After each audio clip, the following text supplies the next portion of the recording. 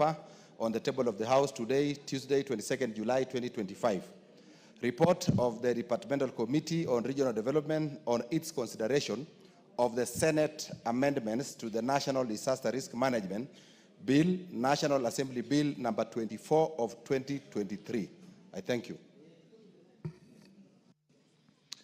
Chairperson, Departmental Committee on Lands.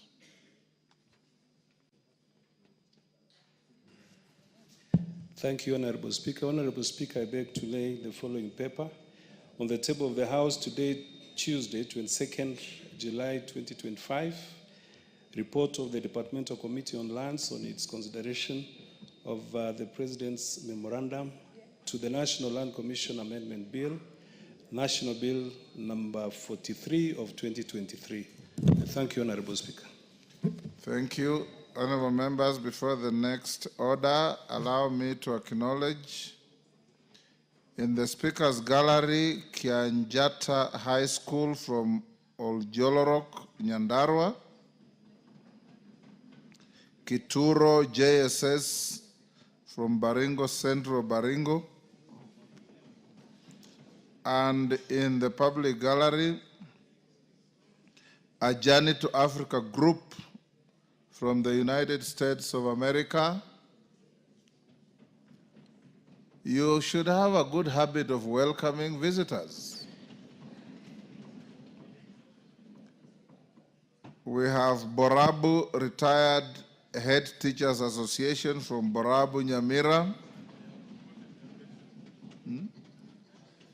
and Kipchoi Shokino JSS from Mosop, Nandi. On my behalf and on behalf of the whole House, we welcome the visitors to the House of Parliament for the proceedings of this afternoon. Honorable Osero from Borabu, you've asked me to give you a minute to welcome your retired teachers. Thank you, Honorable Speaker. Somebody is saying those are my age mates. Yeah, those are my age mates. I wish to welcome Borabu retired teachers. These are teachers who've come together in retirement and enjoy life and see the products of their students as it may be.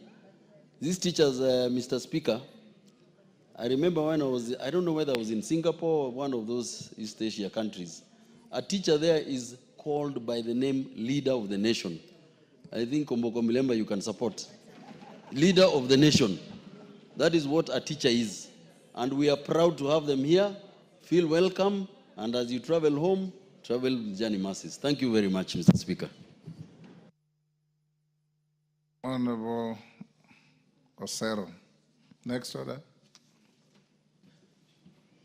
Order number 6, notices of motion. Order number 7, questions and statements. Honorable members, I have 7 listed statements, 2 requests, 5 responses.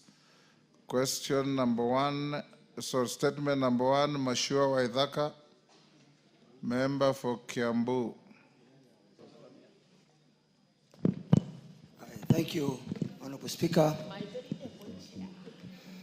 Honorable Speaker, pursuant to the provisions of Standing Order 44-2C, I wish to request for a statement from the Chairperson of the Departmental Committee on Labor regarding insurance compensation to the family of the late PC Patrick Gishuru Ryungu.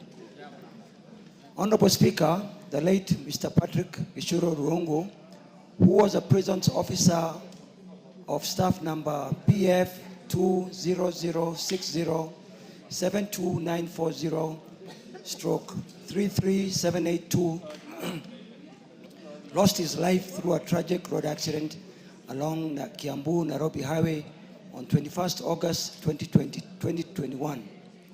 He was survived by his spouse, Ms. Charity Mlongo Zuma, and their 3 children. Following his demise, the family lodged a compensation claim in accordance with the Works Injury Benefits Act Cap 236 under reference ML stroke WIBA stroke DC stroke 02 stroke 2021. On 2nd August 2022, the Ministry of Labor and Social Protection approved the said compensation, but to date, the family is yet to receive the money.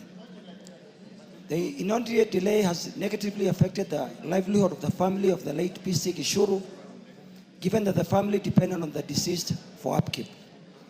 Honorable Speaker, it's against this background that I request for a statement from the chairperson of the Departmental Committee on Labor on the following.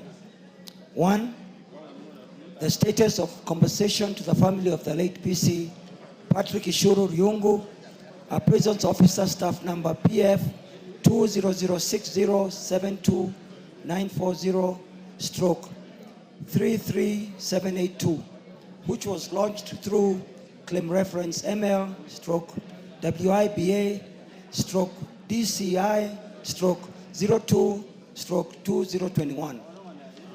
2, the timeline within which the government intends to conclude the process of disbursement of the said compensation to the family of the late PC Patrick Ishuru. And 3, a detailed report on the similar insurance claims, pending payment, and the measures that the government is taking to offset the claims as soon as they are lodged. Thank you, Honorable Speaker. Thank you, Honorable Waithaka. Chair Labor and Social Protection, Alice Nganga. Majority Leader, inform the Chair Labor and Social Protection to bring a response in 2 weeks. Honorable Wandeto Geoffrey from Tetu. Go ahead. Thank you, Mr. Speaker. Honorable Speaker, pursuant to the provisions of Standing Order 442C, I wish to request for a statement from the chairperson of the Departmental Committee on Labor regarding payment of salaries, terminal dues, and other benefits to former employees of Nyayo T-zones.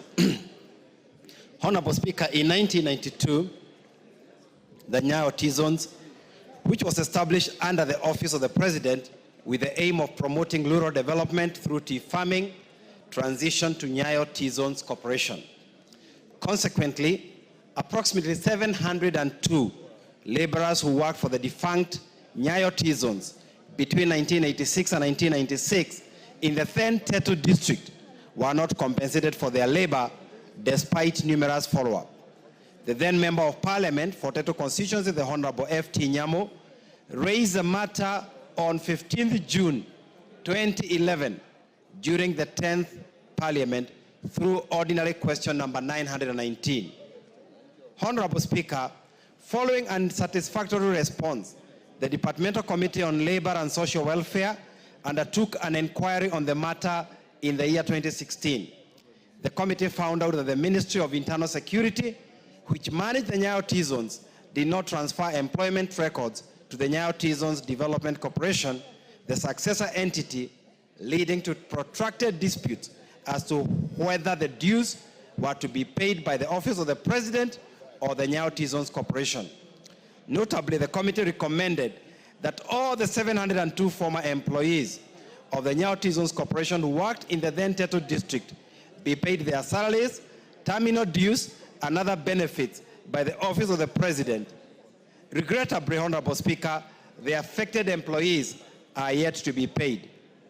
Honorable Speaker, it is against this background that I request for a statement from the chairperson of the Departmental Committee on Labor on the following. A1, a report on the progress made on the settlement of salaries, terminal dues, and other benefits owed to the 702 employees of the Nyayo T-zones who worked in the then Tetu district. 2, steps being taken by the Office of the President to ensure that the former employees receive their dues and the timeline for implementation of the steps. I thank you, Honorable Speaker. Thank you, Honorable Wandeto. Labor, Majority Leader, inform the Chair Labor once again to bring the response to Honorable Wandeto and the House in 2 weeks. Responses to statements. Chair, Administration and Internal Security. Yes, Ngeleche. I'm Brigitte on his behalf, Chair. You are a member of which chair are you addressing? Administration and Internal Security. Okay. Is Michael Mushira Oljororok in the House? Yes, go ahead. Thank you, Honorable Speaker. This is the statement regarding the disappearance of identity cards from the National Registration Bureau office in Nyandarua West, Oljororok constituency. Honorable Chair, the Member of Parliament for Oljororok constituency, Honorable Michael Mushira, has requested to be appraised of the reported disappearance of ID cards and related documents from the NRB office in Nyandarua West, Oljororok constituency. The Honorable Member particularly sought to be informed on A, the circumstance leading to the loss of the over 2,000 national identity cards and the collection register from the National Registration Office. The status of investigations and finding under the OB number 08-29-5-2025, measures to mitigate the risk of illegal use of the missing identity cards and steps being taken to replace the ID cards free of charge and without delay. I state as follows.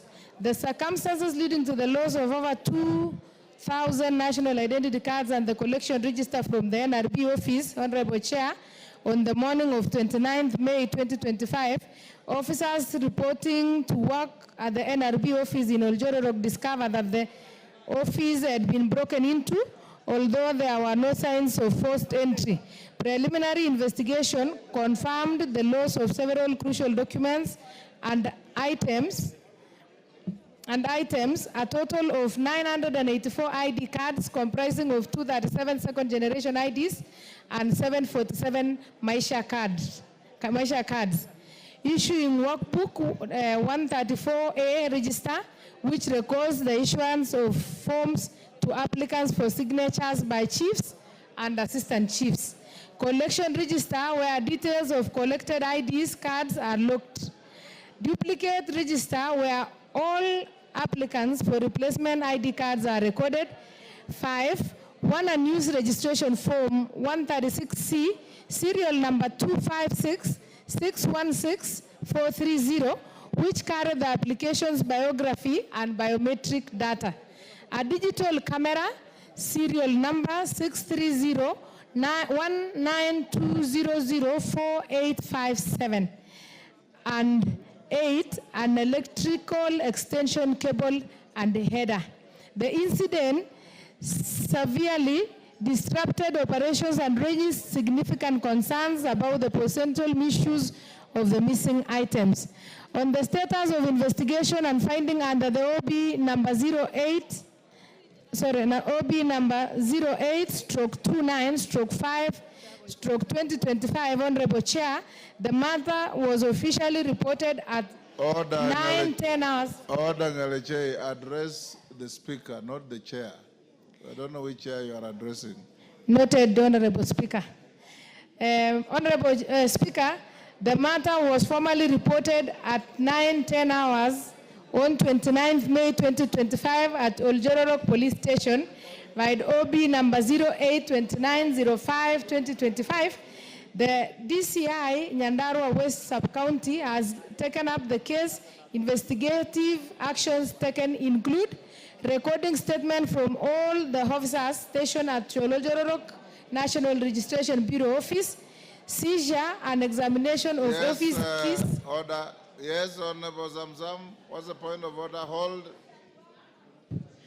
Mheshimiwa Spika, Mheshimiwa Ngeleche anazungumza mambo mazuri sana, lakini anazibwa hapa.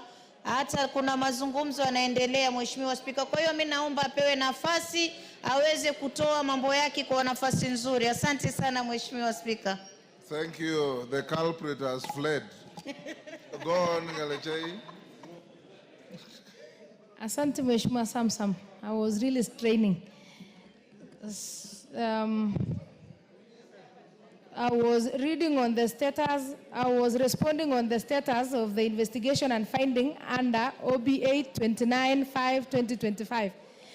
And Honorable Speaker, the recording statement from all the officers stationed at Oljororok NRB has been taken. Seizure of examination of office keys and the office mobile phones. These items have since been returned. As such was also conducted at the residence of the officers who last secured the office on the evening prior to the break-in. A normal operation have resumed at the registration office pending the conclusion of the investigation. Measures, response number C, measures to mitigating the risk of illegal use of missing ID cards. Honorable Speaker, to safeguard public interest and national security, the Nyandarua West National Registration Bureau Office has instituted a register to record all reports made by the affected applicants. For each case, the serial number of the missing ID card, the applicant's name, and the type of the applications are captured. This information is forwarded to NRB headquarters to prompt action, including blacklisting of the affected ID serial numbers. Further, Honorable Speaker, there is an ongoing public outreach exercise led by the Deputy Commissioner in collaboration with the Registrar, urging all the affected individuals to report to the office. These sensitization efforts are being conducted through public barazas and other local platforms. Response number D, Honorable Speaker, the steps being taken to replace the ID cards free of charge and without delay. Honorable Speaker, the NRB headquarters has put in place measures to fast-track the replacement of the lost identity cards at no cost to the affected individuals. Applicants are being assisted to reapply through the Nyandarua West Registration Office, which submits their applications accompanied by cover letters directly to the NRB headquarters to expedite the process. Honorable Speaker, I submit. This is a statement by Honorable CS for Cabinet, for Interior and National Security. Thank you, Chair. Thank you, Mr. Speaker. Sorry. Thank you, Honorable Mushira. Order, members. The conversations are too loud. Will every member on their feet take seats? Order. Members on their feet, take your seats. You are causing a lot of disorder in the House. Yes, Honorable Mushira.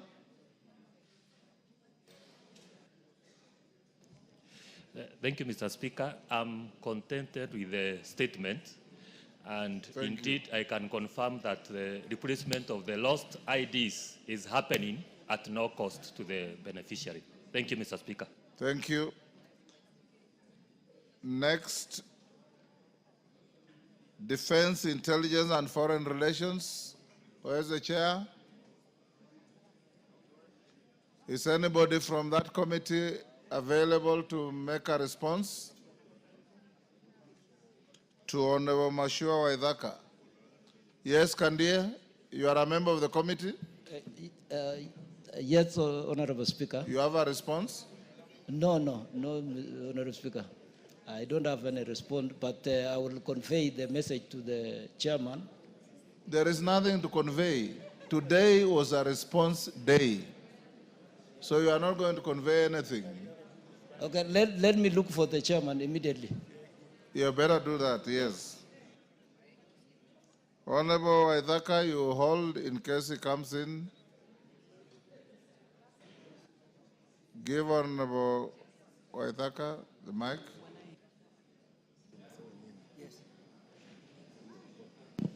Thank you, Honorable Speaker. I would like to say that you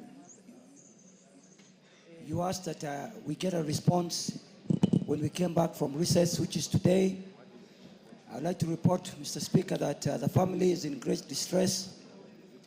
And I was thinking that because the person who disappeared in the United States of America, we were hoping that since the United States has a very good system of monitoring people, that by now we would have gotten a response. So, Mr. Speaker, I would urge that we get a response in the shortest possible time so that the family can know the fate of their father. Thank you, Honorable Edaka. Kandie, inform your chairperson that this response will be released tomorrow morning. Make sure he's here to give a response. Response to Ekwam Nabwin, Turkana North. Is Nabwin in the house? Is Nabwin in the house? He's not. Committee chair. Yes. This one, the committee chair is not there. The questioner is not there. So we leave it in limbo. They'll seek in the table office to be relisted at an appropriate time. Next, yes, Millie?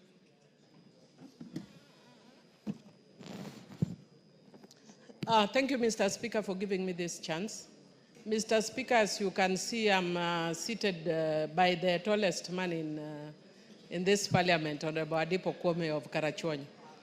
Mr. Speaker, I know you had indicated earlier when you had the House business that will raise a moment to eulogize two former members of parliament who are passed.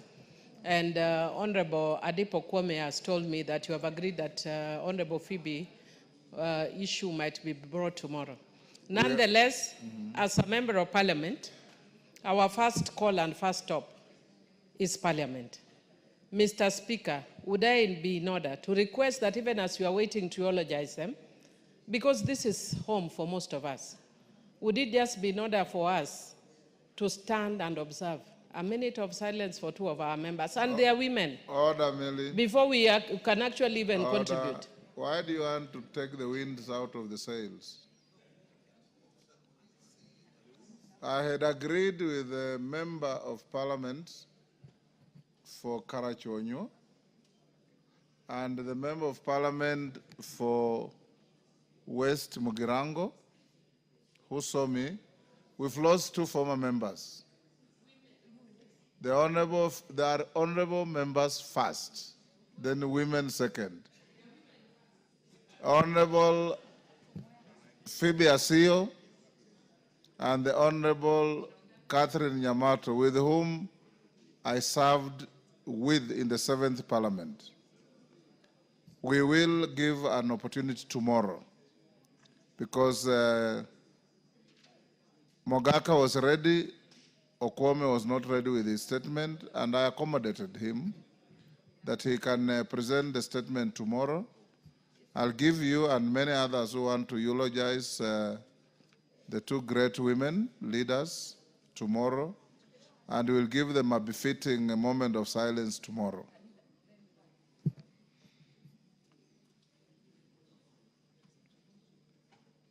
The next is lands. Is the chair lands in the house?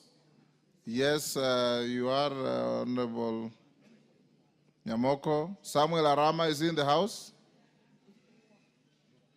Samuel Arama? Honorable Nyamoka, I know the response belongs to the House, but to be fair to the member who saw the statement, in case he has supplementary questions, I direct that the matter be put on the order paper on Thursday this week. Next, transport and infrastructure. Is the chair in the House?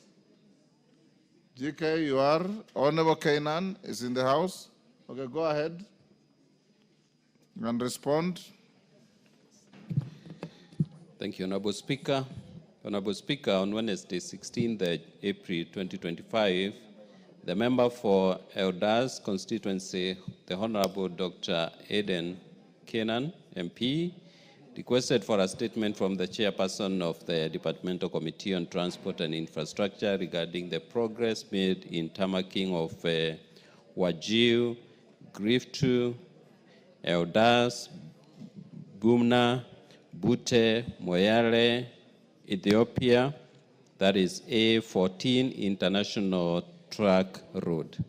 The Honorable Kenan in the statement indicated that the Wajir, that the said route has the potential to unlock transformative potential, which includes reducing logistics costs for business, strengthening supply chain resilience, and fostering regional development.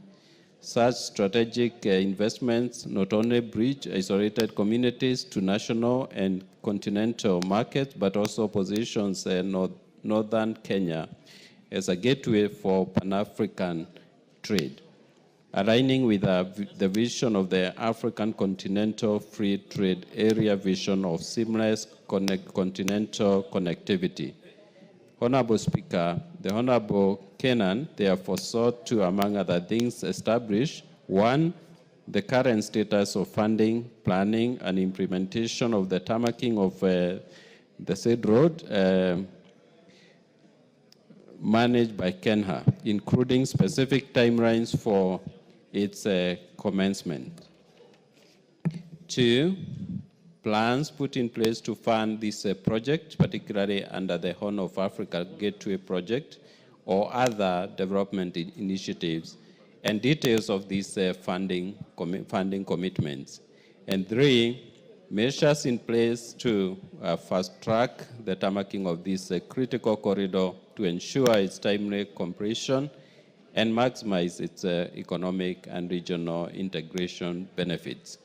Honorable Speaker, the committee received a written response from the Ministry of Roads and Transport on 14 May 2025, which I now wish to make. Number one, regarding the current status of funding, planning, and implementation of this road, including specific timelines for its commencement, the ministry submitted that the tarmacking has not commenced and that KENHA is currently undertaking detailed design for its upgrading to bitumen standards, and the design is expected to be completed in December this year. Number two, the ministry submitted that construction shall commence once design is complete and funds for the works are made available. Three, Honorable Speaker, the contractor for the routine maintenance and sport improvement works has already been selected and has been on the ground for the past 1 month, undertaking preparatory and initial maintenance activities along the design sections. These works cover the following critical road segments. 1, Wajir to Griftu, 2, Griftu to Elders, 3, Elders to Buna, 4, Buna to Dabel, 5, Dabel to Moyale. Number 4, regarding the plans put in place to fund this project, particularly under the Horn of Africa Gateway Project or other development initiative, and details of these funding commitments, the ministry submitted that the agency shall seek funds for the construction of the road once design is complete and a cost estimate is established. There are currently no funding commitments in place for the road.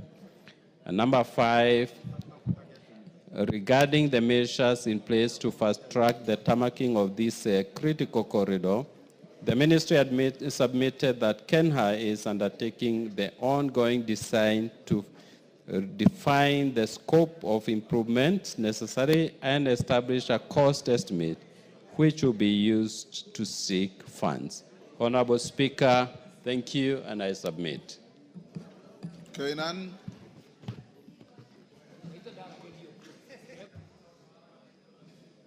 Mr. Speaker, I'm sure from where you sit, you must be very dissatisfied with this answer.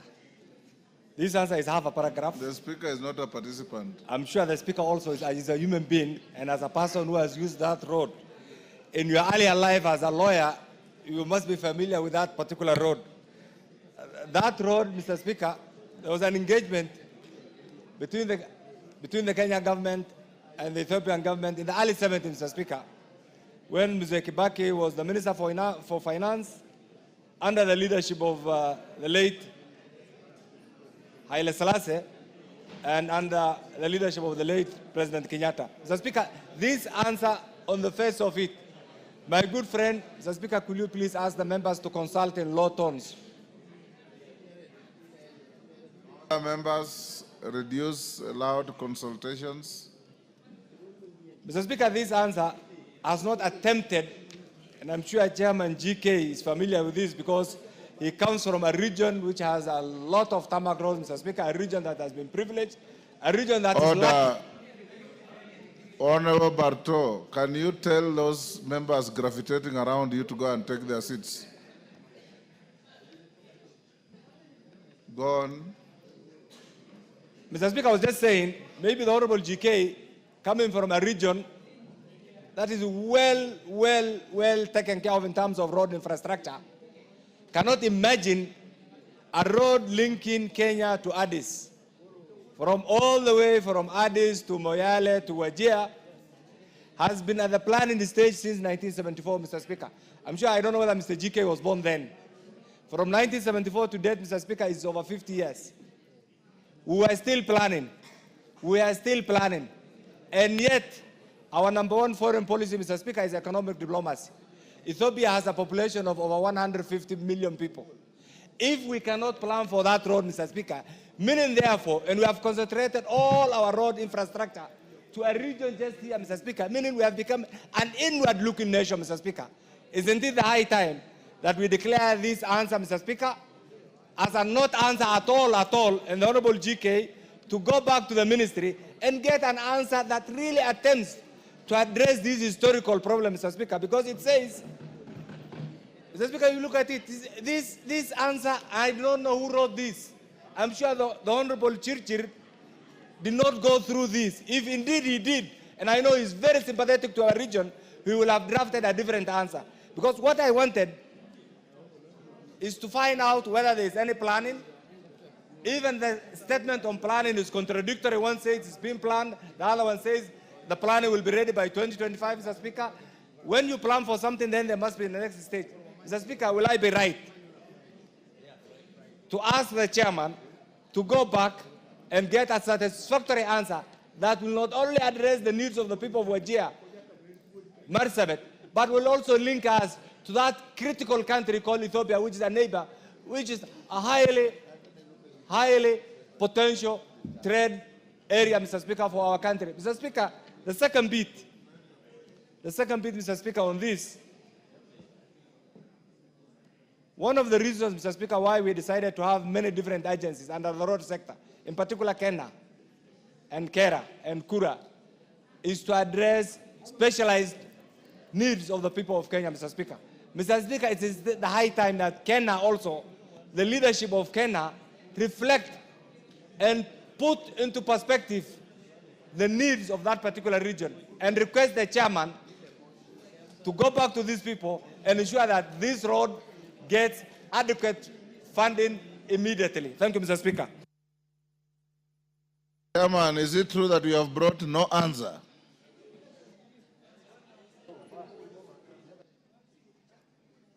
Give the chairman. Honorable Speaker, I empathize with my colleague, Honorable Kenan, and I really want to assure him that it's in the interest of my committee that this road be tarmacked. But Honorable Speaker, I also want to request my colleague, my senior, Honorable Kenan, to also consider that the ministry has made a commitment in writing that they will have completed the design work by end of this year. And number two, the ministry has indicated that there is some ongoing work happening on this road, and we want to believe that what they have indicated here is what is happening, and they will keep the timelines as indicated. Thank you, Honorable Speaker. Professor. Thank you, Mr. Speaker. I think listening to this comment or the answer given by the chair, he has not given any answer. That road, I share that road, at least 65 kilometers of that road in my constituency. And I also want to inform the House that when it rains, the MP for Elders cannot get to his constituency. The MP for Mandera North, Wajir North, cannot get to his constituency just because of the poor state of that road. I think we should not be talking about we are planning. Let's take a much more affirmative action to help the people of Wajir to be connected to the world, to the only tarmac road in the north, so that they can also enjoy what other people have been enjoying. It actually, by making that road at bitumen standard, you are actually opening up the business in that area. Wajir was a very serious capital center for northern Kenya during the colonial days. And it was well connected to Mwele. We cannot continue to wait for plans to be done. And this work which the chairman said that some work is being done. There is no work which has been done. The chairman, if you are not listening, there is no work which has been done, and we need to be made your point. Farah. Mr. Speaker, the answer by the chairman says that design is being undertaken. 62 years after independence, a priority road, and you say the design is being undertaken. Mr. Chairman, when will this design be complete? Can you give us a time frame on when the design is going to be complete so that we can have a tentative understanding of when the funding can be sourced? Because without the design, the funding cannot be sought. Thank you. And when will also the design for Garissa, Dadaab, Liboi, Harhar Road be ready too? Sane.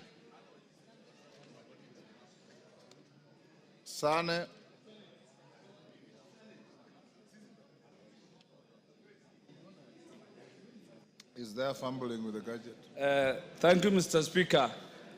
I'm equally not happy, or rather not satisfied with the response of the committee. I'm a member of that committee.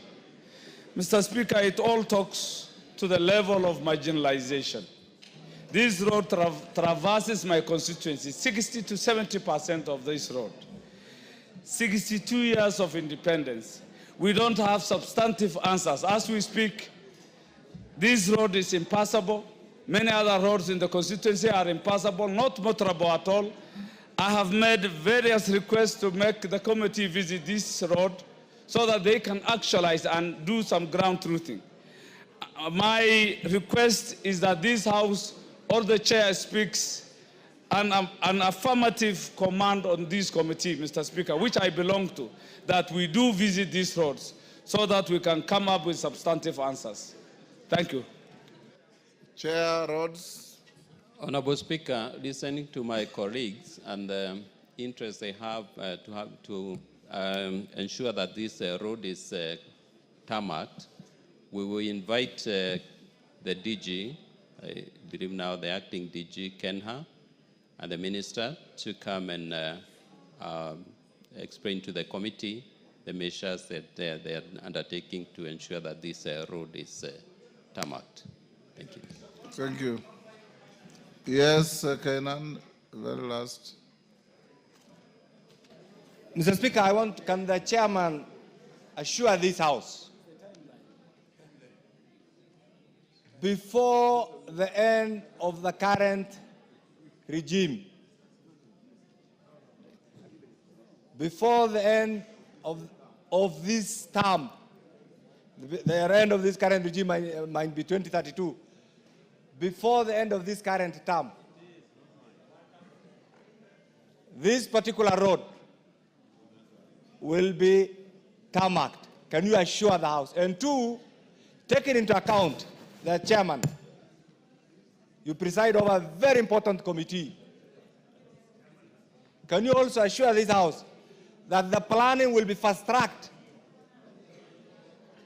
so it does not wait for the end of this year and the commencement of the construction starts immediately? Since you're going to have the, thank you, Mr. Speaker. Since you're going to have the DG and the Minister, the Cabinet Secretary, most likely available for this, could you do the totality of Northern Kenya? Because the road I talked to you about, the Madogo, Garissa, Dadaab, Liboi, Harhar Road, the design has already been awarded to a company. It's been ongoing now for the last 7-8 months. We expected by more than 7 months. By now it will be ready. When will that design also be ready so that funding can be sourced? In addition to the road that's just been mentioned by the Honorable Kainan, which is equally very, very important. Thank you. To Honorable Farah, I don't think I want to talk about that other road. You will need to ask a question the same way Honorable Kenan has done, and I will respond. I also want to say, Honorable Speaker, that I love the way the regional members of the members of Parliament from this region are united in pushing for their project, for this particular project and other projects, and we will not disappoint you as a committee that I head. Honorable Speaker, to Honorable Kenan, I don't think I have the powers to assure the House. The only thing I can do is confirm that together with my colleagues in the Transport Committee, we will do our best to support the tarmacking of this road. Thank you, Honorable Speaker. Thank you. Honorable members, allow me to acknowledge in the Speaker's gallery Changondu Secondary School from Booni Makueni. In the public gallery, we have Musibao Primary School from Kinangop, Nyandarua, Gatwamba JSS from Kieni, Nyeri, Sekenani Primary School from Narok West, Narok, Ngumo Boys from Kibwezi West, Makueni, and Teret Secondary School from Njoro, Nakuru. On my behalf and on behalf of the House, we welcome the students, their teachers, and those accompanying them to the House of Parliament. Next order. Hold. Yes, Jared. Mr. Speaker, I thank you for the opportunity, and let me join you in welcoming our colleagues back from recess. Honorable Speaker, I want to thank you specifically for walking this House the journey on reclassification of hardship areas.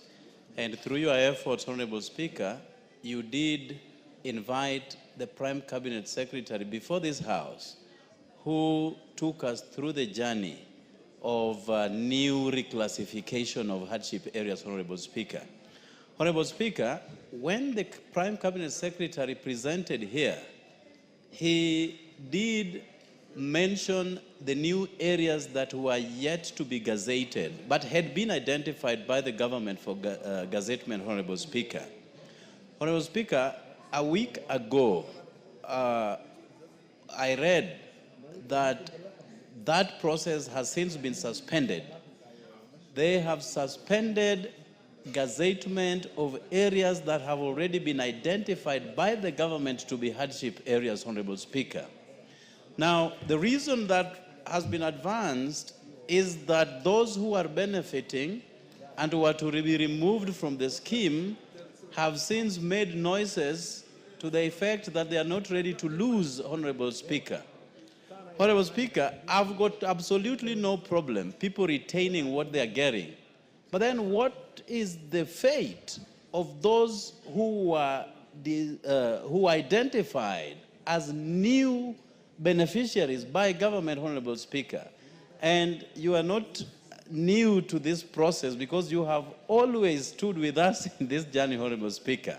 Nyando constituency was part of the areas that were newly identified for gazettement. And the expectation out there was that by the end of July, in the new financial year, they were going to have varied pay slips, Honorable Speaker. Now, with this information, it has dampened the spirits of teachers particularly, together with those who serve in the national government, or public servants for that matter, that they are now not very keen to what this government talks about, Honorable Speaker. But when the government states an issue, much less by a prime cabinet secretary, Honorable Speaker, it has to be implemented. You cannot walk back on a promise that has been made to people who absolutely need this help, Honorable Speaker. So I need your direction. Honorable Jared Okello, you are prosecuting an argument based on something you read somewhere. Yes. There has been no official communication to that effect. So you probably are flogging a dead horse. Yes. Why can't you, if you need better clarity, frame another request? And I see the majority leader is here, then I can direct him to take an appropriate moment and respond. Because you are saying you read somewhere. Yes. And you are using that as a basis of your authority, contrary to your standing orders. Yes. Yes. Honorable Speaker, whereas I read it in the mainstream media, which has a degree of authenticity, I take your direction as to put probably a supplementary question on this matter so that the leadership of the House can give the right answers. I'll approve for you to bring it to the floor. I'll do that right away, Honorable Speaker, and I thank you. Yes, Honorable Milemba. Thank you, Honorable Speaker, for this chance. On the same matter of hardship allowance, I think the Honorable Jared forgets one thing which I thought should have been fundamental for him to raise. When the Prime Cabinet Secretary was here, the Speaker made a ruling, and I think, Honorable Speaker, I should draw your attention to the ruling that you made. And it was after Honorable Milley spoke about policy changing a law or an act. And you ruled that before the matter is handled beyond a certain stage, it's brought back to the House. So I think that's what Honorable Jared should follow, and I'm also following the same, because I'm a keen and thorough follower of the fact that no teacher who has been getting hardship allowance should lose his place, but also keen that if new places are there, let them be included. Thank you, Honorable Speaker. You've just fallen into the same trap as Okello, because you are buttressing something that is based on rumor. And Standing Order 87 is very clear: except as the Speaker may otherwise allow, it shall be out of order for a member to refer to an extract from print or electronic media as an authority in the member's speech. So he used a fault authority, and you are using the same fault authority as a basis of your argument. Let him bring, or you bring, I know you are a trade unionist, for teachers who are mostly affected by, yes, that's correct. Jared Okello is pursuing the rights of the people he represents using rumors from the media. And that's what I'm saying should not be the case. So when he files, or you file, an additional request, I will allow it to be prosecuted. Next order. Order number 8, motion. Consideration of the performance audit report on the provision of services to persons with disability by the National Council for Persons with Disability. Question to be put. Order, members on their feet, take your seats. DK, today you are extremely active.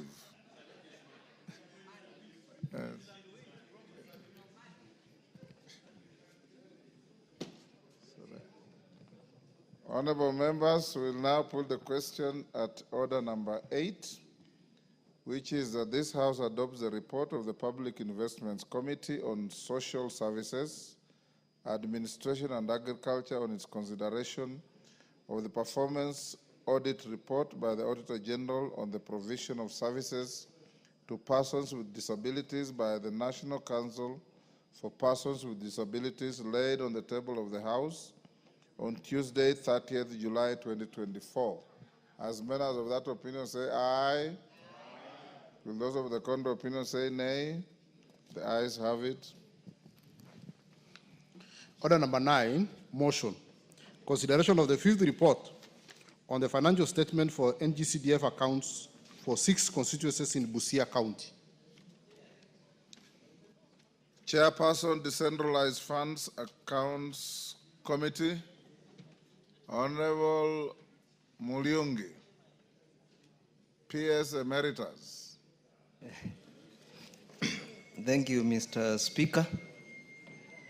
Mr. Speaker, I beg to move that this House adopts the 5th report of the Decentralized Funds Accounts Committee on its examination of the audited financial statements for the National Government Constituencies Development Fund for 6 constituencies in Busia County for the financial years 2013-14, 2014-15. Order, Honorable Muliungi. Read the motion as framed on the order paper. I beg to move the following motion, then read the motion as it appears on the order paper.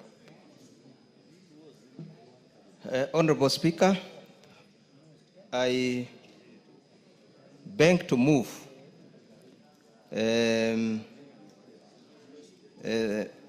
that I beg to move the following motion.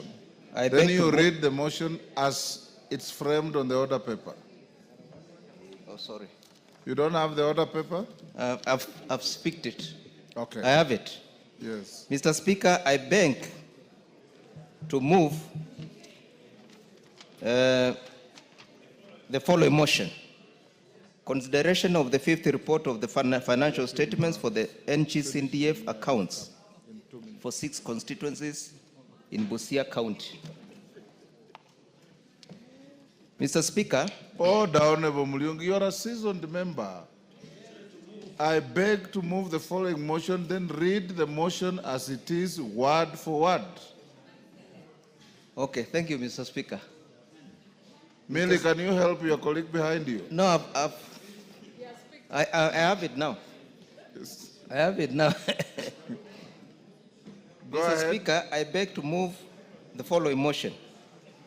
That this House adopts the 5th report of the Decentralized Funds Accounts Committee on its consideration of the report of the Auditor General on the financial statements for the National Government Constituency Development Fund for 6 constituencies in Busia County, being Teso South, Matayos, Nambale, Funyula, Teso North, and the Butula constituencies for the financial years 2013-2014, 2014-2015, 2015-2016, 2016-2017, 2017-2018, 2018-2019, 2019-2020, 2020-2021, and the 2021-2022 laid on the table of the House on Thursday, 10th of April, 2025. Excellent. Now you can use your notes to move in the manner you wish. Honorable Speaker, I beg to move that Honorable Speaker, I think my clerk did the wrong notes. Honorable Speaker, the Decentralized Funds Accounts Committee is established pursuant to National Standing Order number 205B and is responsible for the examination of the reports of the Auditor General on the accounts of the National Government Constituencies Development Fund. The National Government Constituency Action Fund, GAF, and the respective governing boards. This is to ensure transparency, efficiency, and effectiveness of utilization of public resources. Honorable Speaker, The committee examined a total of 54 reports of the Auditor General for Teso South, Matayos, Nambale, Funyula, Teso North, and the Mbutula constituencies, covering 9 financial years for 2013-14 to 2021-2022. The observations, findings, and recommendations are contained in the committee report now before the House. The committee inherited a backlog of over 4,000 audit reports for the financial year 2013-2014 for NGCDF. Given that each of the 290 constituencies is audited independently, the committee initially reviewed financial statements for 3 years concurrently per county. Later, we resolved to examine all the available reports up to the most recent current year.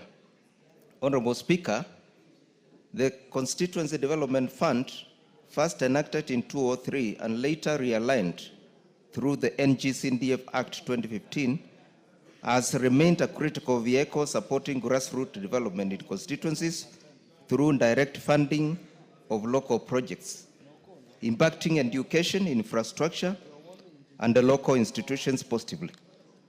The fund has had a significant impact on the lives of the people of Busia County through various infrastructure and social development projects, including the construction and renovation of schools, purchase of land for public institutions, and supporting for security and the other initiatives.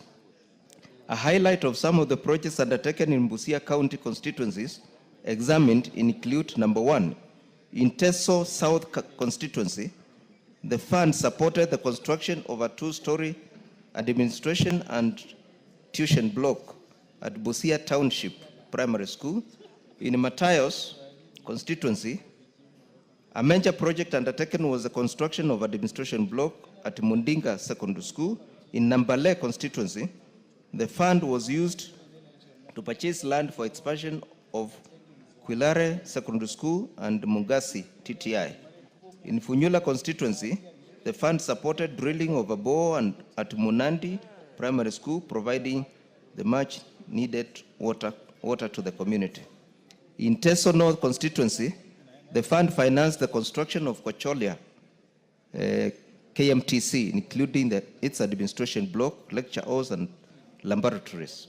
In Butula constituency, the fund was used to construct Burinda Chiefs Camp, which now serves as the office of the Marachi West Assistant County Commissioner. Honorable Speaker, upon examination of the Auditor General's reports for the 6 constituencies, the committee made the following general observations and recommendations. On outstanding land issues, the committee observed that during the period under review, all 6 constituencies in Busia County had outstanding land issues, including transfer, succession, acquisition of title deeds for land purchased using the fund, relating to procurement done over 10 years ago with no title deeds. The committee therefore recommends that the NGCDF board, in conjunction with the NGCDF committees, should within 3 months upon adoption of this report ensure that fund account managers are guided on the succession and the land transfer processes to ensure title deeds for their respective institutions, and institutions are listed as beneficiaries where appropriate on succession matters. The board should also establish a clear policy on the procedure for buying land to ensure due diligence is done, ensuring compliance with Section 11(1)(k) of the National Government Constituencies Development Fund Regulations 2016, which mandates verification and authentication of ownership documents with relevant government agencies. On pending, ongoing, and stalled projects, the committee observed that a critical cause of stalled projects was partial allocation of funds and late exchequer releases by the Treasury. The committee recommends that NGCDF board should discourage partial allocation of funds and ensure projects are completed within 2 financial years. The board should also develop a realistic policy framework in consultation with relevant government departments for costing projects to ensure estimates are accurate to prevent stalling of projects. Honorable Speaker, on audit, coordination and documentation, the committee noted that there is inadequate coordination between fund account managers and the Office of the Auditor General, particularly in responding to audit queries, and are failing the necessary documents for audit review in a timely manner. The committee recommends that NGCDA board issues administrative guidelines to ensure fund account managers maintain original project files at the NGCDF office to ensure they are available for audit. Further, constituency committees should employ qualified accountants to strengthen financial management. Honorable Speaker, on non-compliance with procurement laws, the committee observed that management and the project management committees, some of them failed to comply with the Public Procurement and Asset Disposal Act 2015. The committee recommends that the NGCDA board, in consultation with the Public Procurement Regulatory Authority, conducts continuous capacity building for all fund account managers and PMCs on procurement laws and regulations. On allocation of emergency funds, the committee observed instances where funds were allocated for non-emergency purposes. The committee recommends strict adherence to Section 6.2 and 813 of the NGCDF Act 2015, which outlines the conditions for allocation and use of emergency funds. Finally, Honorable Speaker, on co-funding of projects, the committee observed that buses were being purchased through hire purchase and asset financing, which is contrary to the specified procurement methods and the board's directive on purchase of buses on an one-off basis. The committee recommends that NGCDA board enforce its guidelines on the purchase of school buses where co-funding is necessary. Evidence and availability of funds from the partner institutions should be provided before the board's approval.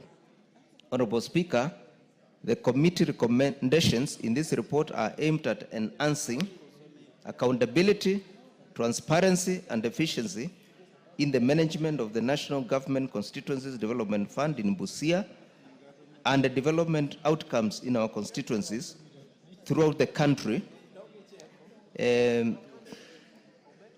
for oversight by the NGCDF. Honorable Speaker, I beg to move and request Honorable Muthoni Kiara to second the motion. I thank you, Honorable Madam Speaker.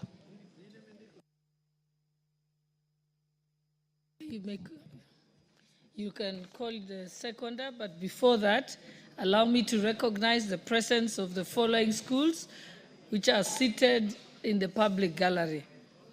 Harmony Hills Academy from Naivasha constituency, Nakuru County. The Link Group from Mumias constituency, Kakamega County. And Nyahururu Highway JSS from Daragwa constituency in Nyandarua County. And Kiambatha Primary School from Gishugu constituency in Kirinyaga County. And seated in the speaker's gallery, there is Arya School Kisumu from Kisumu Central constituency, Kisumu County. On behalf of the substantive speaker and the National Assembly, we welcome you to Parliament. Thank you. You may proceed. Who's the seconder?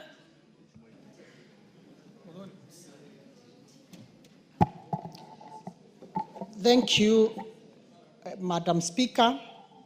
Madam Speaker, the decentralized committee did interrogate and look at the audited reports of Teso South, Matthias, Nambari, Funyula, Teso North, and Butura constituencies in Busia County. Honorable Speaker, the committee were examining the audited accounts, invited both current and former fund account managers, as well as the Chief Executive Officer of the NGCDF Board, to clarify issues raised by the Auditor General. The committee made observations and recommendations for the respective constituencies based on the nature of the audited issues raised. Honorable Speaker, it is very evident that a majority of the issues that were raised did cut across all the constituencies, Honorable Madam Speaker. And one of the major issues that was raised is the issue of land, which has been mentioned, Honorable Speaker, and the issue of land has become very emotive in almost all the constituencies where land is purchased, but eventually it lacks documentation. Honorable Speaker, with this, Honorable Speaker, widespread anomaly, the MGCDF board has been advised to fast track on the sale documents and ensure that all land purchased as required documents. Honorable Speaker, matters of great concern is failure of the fund managers to submit the necessary documents for audit review at the time of the audit. The fund account managers are well trained, but they know all the documents that they are supposed to avail during the time of audit. But Honorable Speaker, more often than not, these documents are not availed. Further, Honorable Madam Speaker, the committees recommended that all the PMCs, the project managers, they are well trained and well versed on their law as the PMCs at the constituency level. Honorable Speaker, to prioritize proper audits, Honorable Speaker, the committee recommended that all the documents be availed at the time of audit. The committee further argues improved coordination between the Office of the Auditor General and the offices of the fund account managers. Honorable Speaker, the issue of stored and ongoing projects and pending projects which are left halfway is an issue that is very critical in proper accounting and at the same time prudent use of public resources. Honorable Speaker, the committee did recommend that for future, let the fund account managers allocate money sufficient to complete all the ongoing projects. Honorable Speaker, the NGCDF continues to be a critical vehicle for grassroots development. The implementation of the committee's recommendation as contained in this report will go a long way in ensuring that there is in the management and effectiveness of this very critical fund. It is worth noting, Honorable Madam Speaker, that among the tangible projects that are physically visible in our country across all constituencies are projects which are implemented using the NGCDF fund. Honorable Speaker, it is therefore very, very necessary that we ask all the MPs to do proper oversighting so that they can ensure that service delivery is timely to strengthen the accountability of this fund. Honorable Speaker, I second.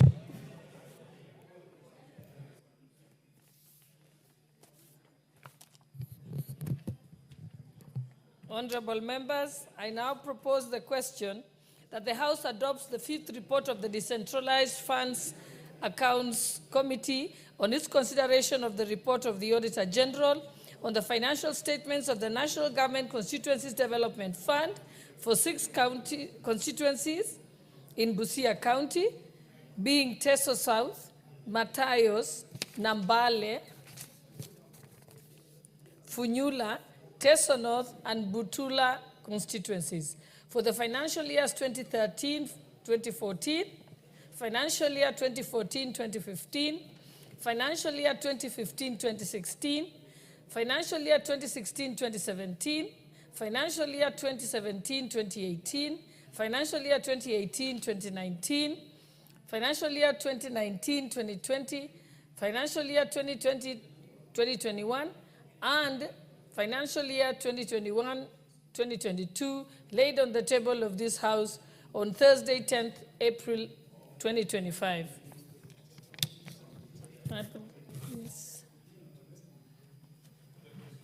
Honorable Millie, you want to contribute before I put the question?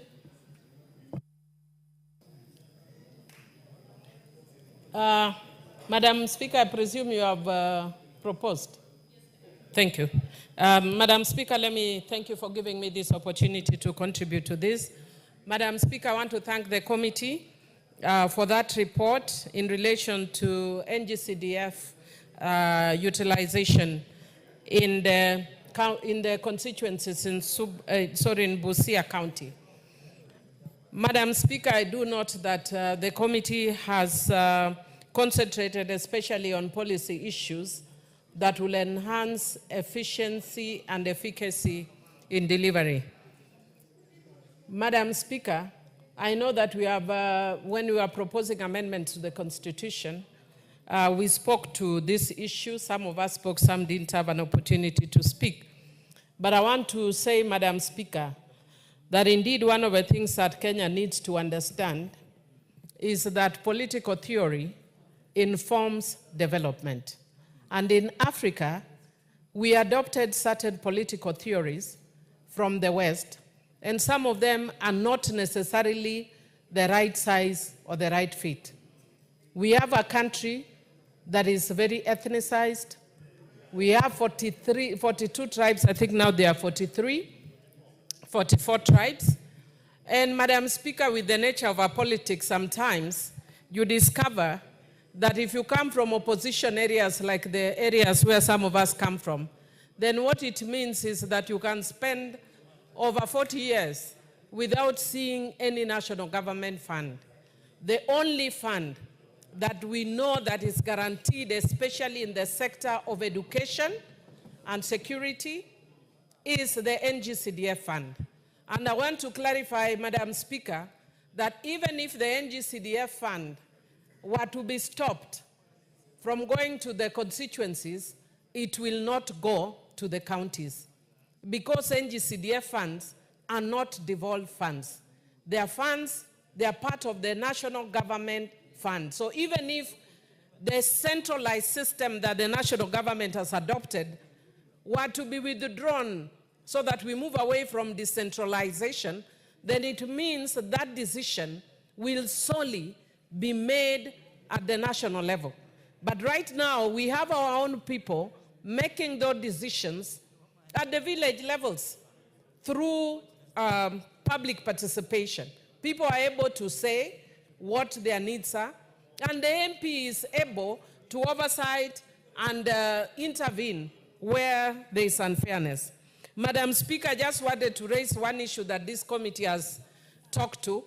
I agree with them over the issue of land, that whenever we are doing work or a CDF as a national government, that land needs to have title. The biggest primary school in my constituency, which is called Usare, public primary school, when I joined as a member of parliament, there was a court order that the school be sold and given back to the original owner. And it's the biggest public primary school. And it was a court order. Why? Because when the land was being transferred, or when the person was donating, they never gave back, they never gave the title deed, or there was no transfer. And because of that, there are some people who become smart, their grandfathers or their fathers donate land. And after they have died, they turn and now want to claim that land, especially where land has appreciated in cost. Madam Speaker, one of the things I want to urge the committee to reconsider is the issue that they have said that all projects must be delivered within the same financial year. Madam Speaker, if that were the situation, then Suba North would not have a KMTC or Kenya Medical Training College. Suba North would not have a TTI. Suba North would not have a police divisional headquarters. Suba North would not have another sub-county headquarters. All projects that are more than 50 million each. Madam Speaker, it has been possible for Suba North to do that because of incremental allocation of resources. And those are the resources, if you go to Waondo in Suba North, which was a very quiet sleeping village. Right now, it's a buzz with students. People are building a structure so that students can live in because there's not much accommodation. There are women who are supplying food to the institution. Economic activities are all-time high. And Madam Speaker, when you have big institutions like that, it just changes the face of a place. And now wherever I go in Suba North, every village I go, they're asking for a TTI or a KMTC. Why? Because they've seen how it has potential to just change the economic fortunes. Because the students will come from way beyond Suba North. We have students who are coming even from Mombasa to change the local economy. So I would want to urge the committee, the Special Funds Committee, to consider working with the board that there are special circumstances that may require that funds are allocated piecemeal. Because if you are talking about equity, for instance, and the CDF funds, it's not as much as people usually assume it is, because there are statutory allocations. Madam Speaker, if, for instance, one project worth 50 million the money was put in one financial year, it means in that year, other than bursary, there will be no other project that will be done. So I would want to encourage the committee to reconsider that. There are improvements that are very good, like the one on land that there is need for title. But on this one, because we want, there are areas where for development to reach, it takes a while. I know our counties are doing a lot, but they don't have the mandate to build schools or to do, security installations. So for us to have a change in our constituencies, if you want legacy projects, sorry, I've seen, it's no longer Madam Speaker, it's now Mr. Speaker, lest I am accused of making you something that Mr. Speaker doesn't like. We know him, he's a proponent of something which I do not want to mention, one as a Christian and one as a human rights activist, which puts me right in the middle of what you don't like. So, Mr. Speaker, I just want to say that based on that, I would want to encourage the committee to have a special attention on special projects. And finally, Mr. Speaker, the other issue that I'd want to speak to is the issue of, because as MPs we do oversight, and sometimes when you do oversight, you discover that there are people, like maybe in a past constituency, you discover that maybe a fund account manager who is employed at the national level may have not used the funds in the manner that they have done, that they were meant to. Maybe they've used overspent in one thing as against another. They should be held personally responsible, Mr. Speaker. And where such managers are willing to, I would want to encourage the board to make sure that they carry through and not to shield people who may not necessarily have stolen, but have gone against, like for instance, if you have funds for building a class and the money is used in monitoring and evaluation instead, that takes away, the accounts from what was actually it was intended for, which is not in the law, because the law is very clear. The NGCDF Act is very clear in the way the funds should be spent. Otherwise, I support the committee and thank them for the good work. Thank you, Mr. Speaker.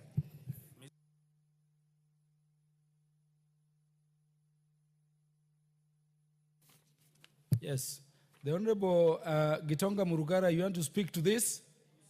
Certainly not interested. The Honorable Zamzam Chimba.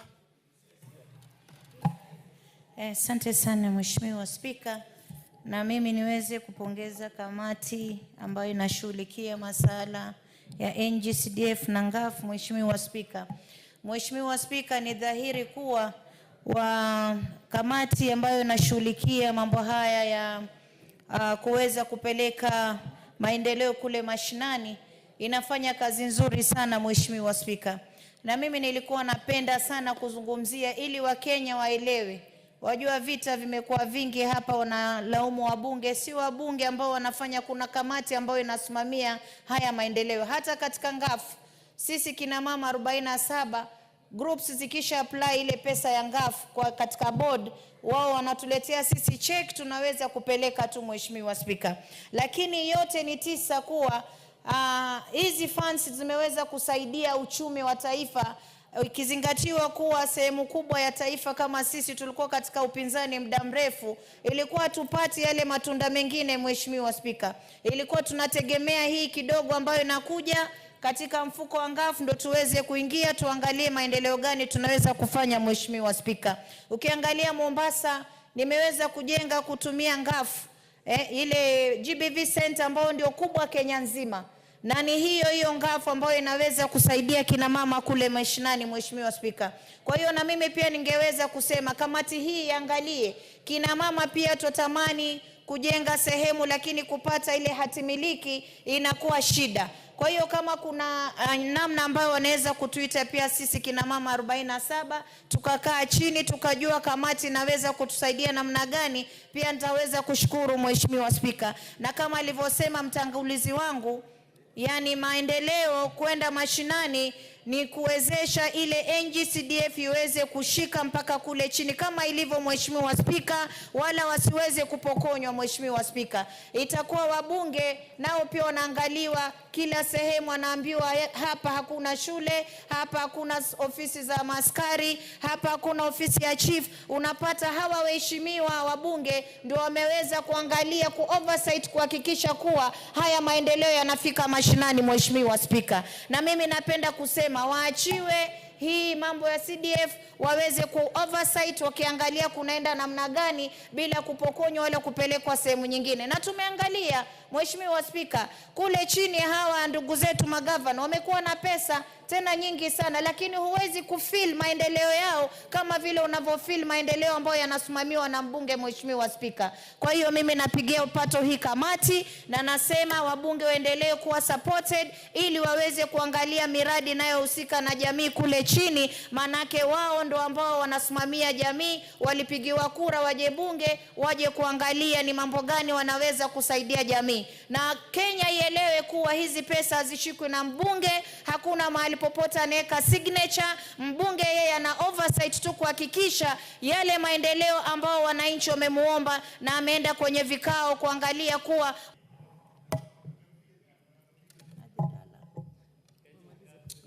The Honorable Dr. James Nyikal, the Chair Departmental Committee on Health. Thank you, Mr. Speaker, for giving me this opportunity. Mr. Speaker, I rise to support the report of the committee. Mr. Speaker, I've not seen a single fund that the people have access to, like the CDF fund. Mr. Speaker, I've not seen a single fund which has as low overhead cost as the CDF fund. Mr. Speaker, I have not seen a single fund which gives equity as this fund. This is the fund that all the 290 constituencies are certain they will get it, and they get it. And Mr. Speaker, this is a fund where the people have access and control. People may not realize, but even the fund manager does not eventually control the payment out of the CDF fund. once the money goes to the constituency and it is given to the project management committees, the fund manager is just one of the signatories. In fact, the chair of the project management committee, which is often an ordinary member of the community who happens to be the chair of a school, is the chair of that committee. And the secretary of the head of the institution, even at a primary school level, is the secretary. And the fund manager is just a signatory. I don't think there's any other fund that actually is controlled by the people like the CDF fund. Therefore, Mr. Speaker, this is a fund that I think as a country we must support, not just as parliament, but actually as a country. Whenever there are problems like in schools, this is a fund that will respond to that emergency in a school immediately and does not need the long-winded processes of government. Therefore, Mr. Speaker, I appreciate the work this committee has done to point out the few problems that are actually affecting this fund. And it's good they have pointed out, they have given the recommendations, like the issue of the purchase of land. Mr. Speaker, schools will come and say, the school compound is small, we need land. And they don't have to go anywhere. It's actually purchase the land, and that is within the allowed provisions, and they'll get the land. But what is the problem with actually documentation of land in the rural areas? And this is something that should go to the Ministry of Lands. A lot of pieces of land in the rural areas are actually not owned by living people. If you go into the rural areas, the land has been passed on from great-great-grandfather to grandfather to the son, and they still just say, this is our land. So the process of purchasing land in the rural areas, it's actually complex, and I think that is why the CDF committees find themselves into this problem. In fact, the process of land, where there are no land registries, and some places people have to travel very far to get to land registries, and then to get courts. You find a place where to go to court takes a whole day, to go to a land registry is another day, and you can't get it together. So, and because of that, people just hand over land by word of mouth. Even land is sold by word of mouth. I think the lawyers that are here should actually look at how do we help our people to have titles for land. I know a lot is going on, but the processes, the registries are not close to the people, courts are not close to the people, and I think that is something we should look at, because CDF will be used a lot, particularly for schools in land. It is good this has been pointed out. It is not only with the committees. Higher purchase, I think they have formed out, really, it doesn't really make sense to buy buses, for example, on higher purchase.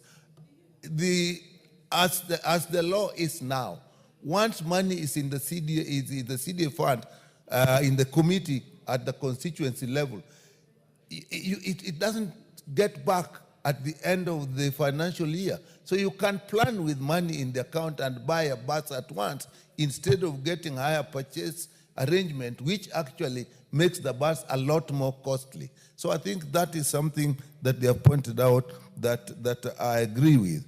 Stalled projects, I think we should not allow this. As I said, this is the only fund that people have access to. And people are always needy when they seek CDF funds. Security people, schools. And this fund, Mr. Speaker, has made a lot of difference to chiefs. Chiefs for a long, and the chiefs, and been actually managing or running their sub-locations and locations from their houses. And because of this, a lot of chiefs now have this police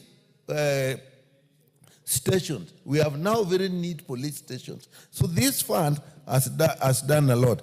People think that if this fund is actually, if we do away with this fund, the money in this fund will go to the counties. It won't. This money, as we all know, comes after the Division of Revenue has put money at the national level.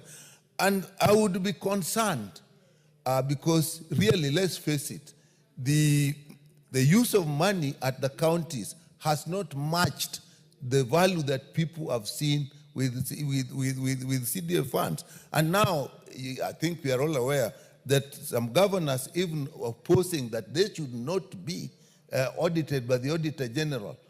That is ridiculous. So if we want, people are thinking we want to put a fund there, that is crazy. What we are doing now, we are actually discussing the Auditor General's report, and that is the oversight that we should do, and that is really our role. As the law stands, lawyers are here, I don't see what the role of the MP in CDF is other than oversight, and that's what we should do. And I think it is the closest oversight that we should encourage. If something is working well, like CDF has worked, I think we should now look at the law and see how do we improve it, not how do we kill it. And people want to kill something which is good for the people. I don't understand why we look at CDA fund as a fund for the MPs. It's not the MPs that will suffer. It is actually the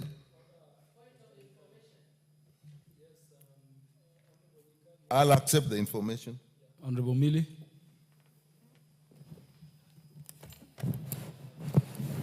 Thank you, Mr. Speaker. Mr. Speaker, I've heard Honorable Nyikal keeps referring to us as lawyers, maybe the lawyers. So maybe I just wanted to inform him on the last issue, where he was actually asking that, that the role of MPs is purely oversight, which is true as currently constituted. But I do not understand why even the courts have not accepted the reality that there is no complete separation of powers. In most of the countries, it's a fusion of powers. And if you are talking like just I just didn't want to talk a lot to it because Honorable, I wanted to give other members. But I'm actually doing this as part of my PhD thesis, that what works, we must Africanize. We cannot be following blindly. When we have something good coming from Africa, why should we follow? Because Montesquieu from France in 1786 came up with that. Did Montesquieu know my village in Koloka Nyala in Rusinga Island? So we need to do things which work in Koloka Nyala. Yes, or in what in Rangwe? Or Moche in Rangwe. So, or Kanyada Kanyabala in your constituency. So that was my point of information, that there is no absolute separation. Even in the UK that we are following from, there is no absolute separation. In fact, Honorable Dr. Nyikal, let me just say something Honorable Mili did not tell you.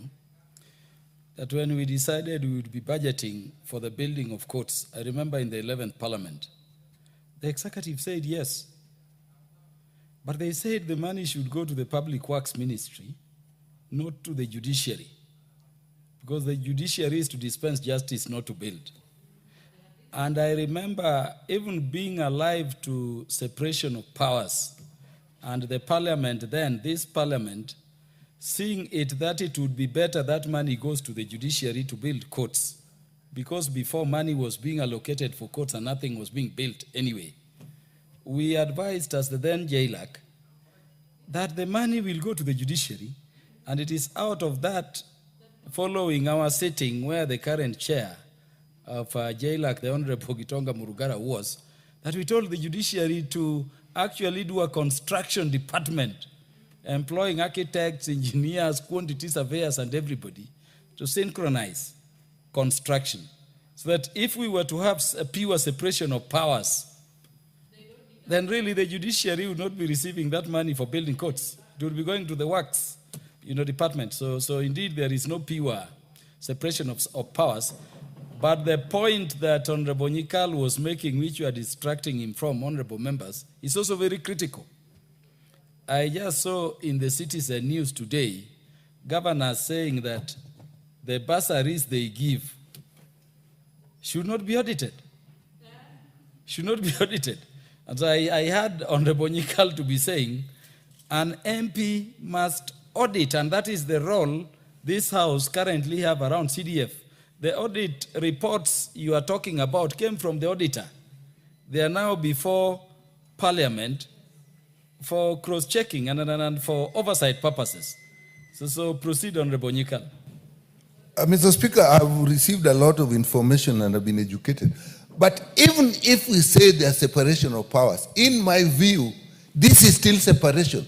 Ideally, if I look at, in my constituency, I look at how CDF is operating. If you look carefully, really, the Deputy County Commissioner has a more direct role on the management of CDF than an MP, right from this, the selection of the committee and the seat in that committee. And therefore, me, in my mind, even that separation has just gone further down. So, Honorable Millie, in your PhD, I think you should now look at it that even if you accept separation, then let it be known that the separation is still there, even at the constituency level. And I've indicated very well, if you look at the project management committee, the MP has no role there up to that level. So to me, if should it be that the separation is in principle need not be there, and then you can bring it out because of where we come from, our histories and so on, and our colonial history. But even if you accept the separation, to me, I still see separation up to the ground. And with that, Mr. Speaker, I support the report of the committee. The Honorable Geoffrey Odanga is now recognized to speak. Thank you, Honorable Speaker. Coming from Busia, where the team visited, I want to appreciate and thank them for the work they have done. And bringing out those challenges is quite critical and very important that will help us to improve in the management of the NGCDF by our committees and the manager. Honorable Speaker, my concern first is that, look at this, the decentralized committee came and was looking at an audit report that is 9 years back. It has taken so long, many things maybe will have gone wrong. They are only coming up with the report of the audit that has covered a whole 9 years. And this is to ask the Office of the Auditor General to bring out these reports frequently so that we are able and the committees are able to correct on the errors they have made. Because that will, the way they are doing it will take a long time for people to be able to put in place even their recommendations. And I like the recommendations of the Decentralized Committee under Honorable Mulyungi. Honorable Speaker, the issue of land is very emotive, and almost every member has commented on it.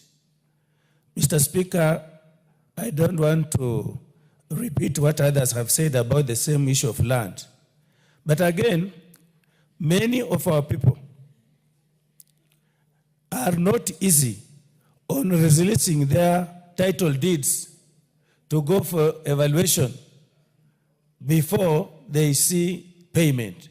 Some of them believe that maybe people are going to play around with their certificates. So the requirement that they first have to do evaluation and the owners of this land surrender their title deeds at least for use of evaluation makes the whole business very long and tedious. Maybe the board may need to find a better way. Secondly, the issue of buses. Initially, when we started, some of us took those buses on the hire purchase. And you know, we usually write proposals. And when you write proposals, the proposals are vetted by the board. The board needs to reject those proposals and advise the committees accordingly. Otherwise, I think the easiest way is to buy them at once. But the board needs to put it very clear that they will not accept buses on hire purchase. Honorable Speaker, the NGCDF has done a lot. And apart from, in my constituency, even last week, I delegated some work to some of my people in one of the schools. And one of those guys representing the county government tried to, like say, NGCDF, we have done nothing, we have not done cab rolling schools and so on. Members of the community just told them, show us one of the ECD classes you have constructed since you came to office. There is none actually. All development they are seeing is from the NGCDF. Honorable Speaker, co-funding is very important in some of these organizations we have done. But capacity building, like they have said, needs to be done regularly to the committees. One of the members of the former NGCDF board members visited Matayo's constituency, and we went to one of the schools. So when we told them that we are doing co-funding, he was arguing that it's not provided for. But I told him, look at the act. So everybody needs capacity building, even from the board itself. The directors and so on may not exactly know what is required of the NGCDF about co-funding and so on, because with co-funding you just have to state exactly what the other party has done and your party that you as an NGCDF are going to do and the cost. I want to agree with the Honorable Millie that we don't need to be copy-pasting when we are making our laws from the other parts of the world, Europe, America, where we have solutions, where we have our own ways of doing things. We need to improve and do things that suit our circumstances. And finally, Honorable Speaker, NGCDF is a very popular fund in this country. As we were making amendments to the NGCDF Act, we have had a few rejections from a few members from our sister house, which is not called for. Honorable Speaker, even if we went to the referendum now, NGCDF will be voted 110% for. So, Honorable Speaker, I support the report of the Decentralized Fund Committee, and that, Honorable Speaker, we, the people of Kenya, need NGCDF, and we want these recommendations they are making to be implemented. Thank you, Honorable Speaker.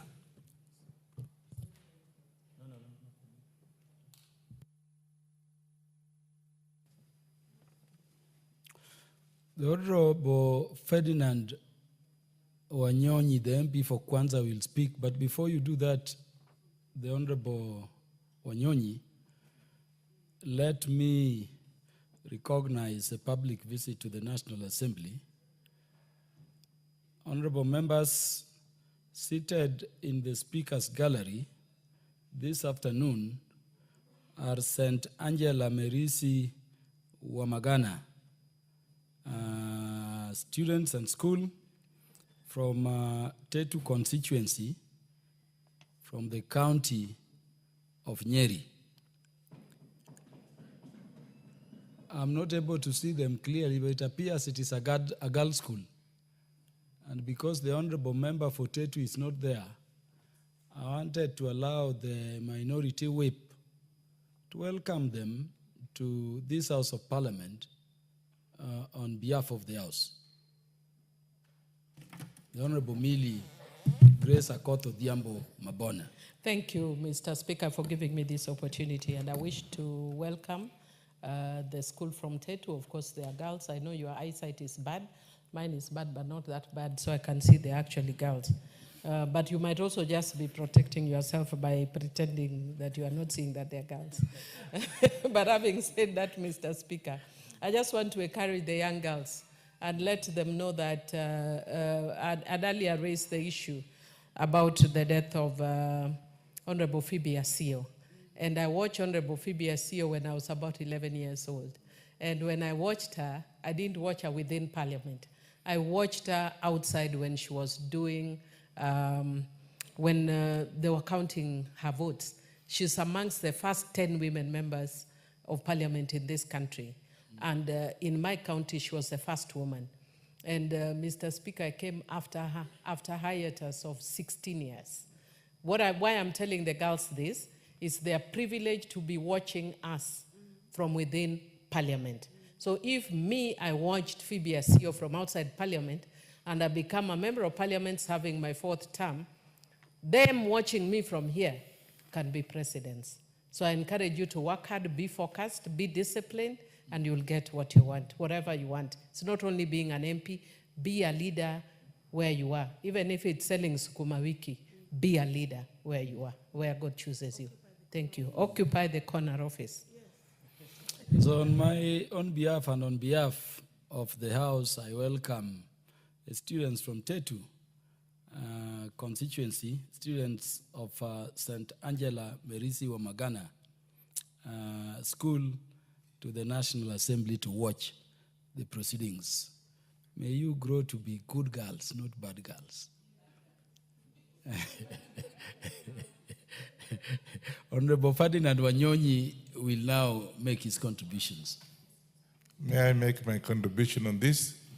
Mr. Speaker, I think having read and heard the presentation by our good brother, the chair, on what happened in this area, one and foremost, Mr. Speaker, let's be serious. CDF is actually there, and there are people who are actually making all sorts of remarks. Some of them are not very happy. Today, we've had these problems. They have even gone to court. They want to nullify that. They want this CDF to be discontinued. But you can, you and I know that because you are a Kenyan like I am, CDF has done so much for this country. And the absence of CDF, of course, will go back to Harambee. And I can tell you, Harambee in this country is not making sense at all. Even when somebody has passed on your area, all you hear is that please, Mr. Speaker, come and supervise or at least preside over, or be a master of ceremony or whatever it is, or be a guest of, for the burial of whatever. And Harambees are not anything that you can go by. So CDF is such that we should do everything possible in this particular house. And I've sat here because I want to make this contribution because I want the Busia members of parliament, I think my colleague is here present and others are not here. Let's do the benchmarking. I, of course, have been in this parliament, this is my 3rd year, and I can tell you that I'm very strict. I do the oversight. Because what happens is, Mr. Speaker, if you leave it as it is, today you have a fund manager coming in, he'll be there for about 4 or 5 months, and he goes away with no records at all. So if you don't do the oversight, you'll have this kind of problems that you are facing. And I can tell you CDF has done so much in terms of employment, in terms of infrastructure, and of course, we have also got bursaries that actually our children, those old men and women who have been left with the children because their parents passed on, they are not able to take them to school. And through CDF, Honorable Ferdinand Wanyonyi, do you agree to be informed by the Honorable Dr. Lillian Gogo? She can make her own remarks after I've gone. She's a good lady. Yeah. All I'm saying is that CDF Honorable is... Lillian Gogo, you can only inform a member who wants information. Unfortunately, the information is rejected Honorable Ferdinand Wanyonyi, proceed. Thank you very much for your protection. I want to say this. I think there's a lot of, I think we've had experience, and I'm sure my colleagues from Busia have the same problem. We have a lot of changes of fund managers. And again, in that, you find the records, you don't find the records actually correct. And that's what I think this committee found out. I want to say that for 9 years, and they have not, corrected those things. For example, land. Land, is very emotive. And you are quite right when you spoke. Land is very emotive. In fact, you find that land has changed hands more than 4 or 5 times. And so by the time you come in and you want to purchase a piece of land for a school or for whatever institution, first of all, you must have an agreement. They must have an agreement, and you are a lawyer. You must have an agreement, and they go by that agreement. Doesn't matter just who was the owner of that particular piece of land. So I want to ask the members of parliament from Busia that this is CDF, we must at all costs protect it. And when the outside people see this kind of loopholes, we're going to have problems and not be able to move as is expected. And therefore, I want to also make a remark on buying of the buses. I know you're not doing that. You can't have buses on high purchase. Buy 2 or 3 this particular financial year, and then another financial year buy another one. But in now you are going on high purchase. The Speaker, again, it's something that's a loophole. Because then after that, what happens? When you fail to raise the money, and getting the money is not just guaranteed. Like we have not even received enough money for last financial year. We are now in the next financial year, and we have not received enough money. Now, whoever has given you money or given you a bus on high purchase, he may now pull out the bus. And then, of course, the name of the CDF becomes a problem, is tarnished. And therefore, my colleagues from Busia, I think that observation I'm saying, I think is not very good. But I think let's change the tax. Instead of doing what you are doing, do what is supposed to be done. And I want to support that report. And I hope and pray that changes and rectification be made so that it can be able to protect CDF. Because so many people, including governors and MCS, and even our sister senators who also want this to be moved from us. And you never know. And they find loopholes like this that goes to the public. Again, we actually find ourselves in a wrong way. I therefore support this committee, and I hope our brothers and sisters from Busia will be able to learn and be able to do benchmarking. Come to my place, you see what I've done. I want to come to Kwanza. Yes, and he's my colleague, so come to Kwanza. And I'll actually, yeah, you'll be all right. Thank you so much, and I support this report.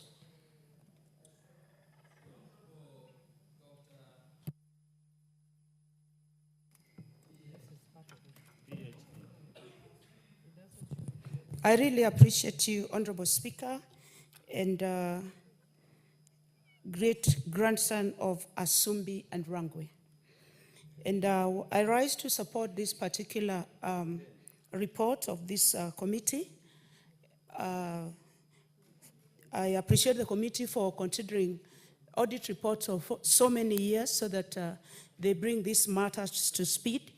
And from the onset, Honorable Speaker, I want to say that it should be done at the earliest possible. Audit reports should be brought to the House at the earliest time possible, because ideally audit issues are not supposed to be punitive, Honorable Speaker.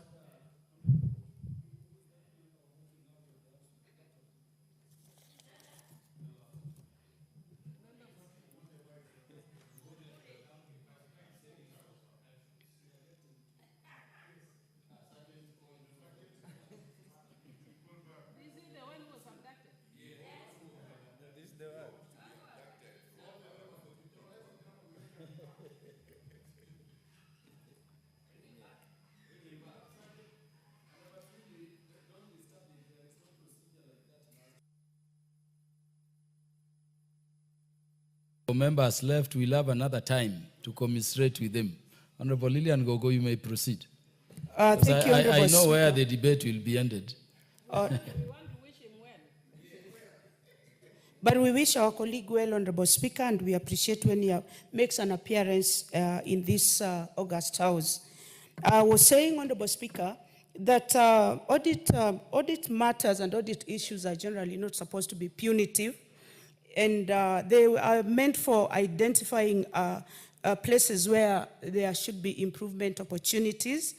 They ensure, when audits are done, they ensure compliance and transparency, and also they mitigate risk and fraud, and they strengthen decision-making processes within systems of management, and they build stakeholder confidence, and they also promote operational efficiency. Honorable Speaker, when this audit are brought to the floor of the House 9 years later, they probably would miss on the intentions, the noble intentions of the auditing system. I also want to indicate, Honorable Speaker, that NGCDF was largely borrowed from Zambia.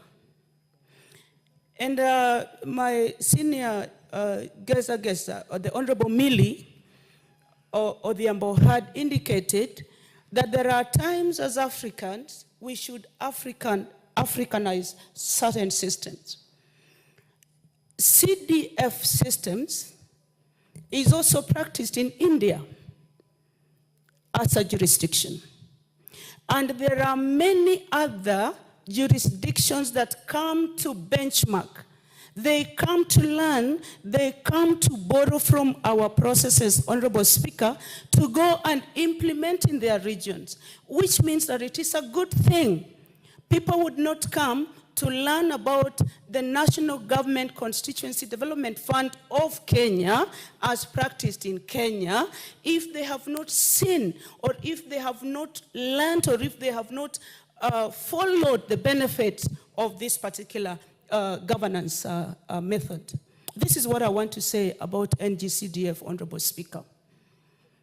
How I plead with the Kenyan citizenry that we should constitutionalize NGCDF. Honorable Speaker, there was a delay in disbursement of the Rangwe Constituency Development Fund bursaries by the committee, and it was later on done sometimes in the last 2 weeks or so. Probably this was mainly because of delays in disbursement of funds from the board. But I can assure you, Honorable Speaker, when the CDFC committee was giving out these checks through the Director of Education, Rangwe Sub-County, and among other people who were in attendance were the DCC, from the communications that the teachers of local day schools gave is that that amount of money, the disbursement of the funds in form of by way of bursary, was a big plus to the various local day schools and boarding schools. Why? At times, capitations from the Ministry of Education delays. And as it were, and it is true, capitation has delayed.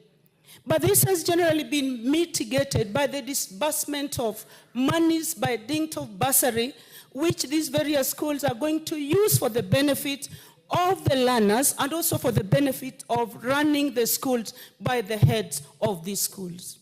Honorable Speaker, if there is a particular fund that is audited many times, it is NGCDF. And this has come up because of the time, the length of time that CDF has existed, Honorable Speaker. I'm even shocked that some sub-counties, like where my brother, the Honorable Wanyonyi comes from, they are buying buses by hire purchase. I'm shocked. If that committee is buying by hire purchase, I am shocked.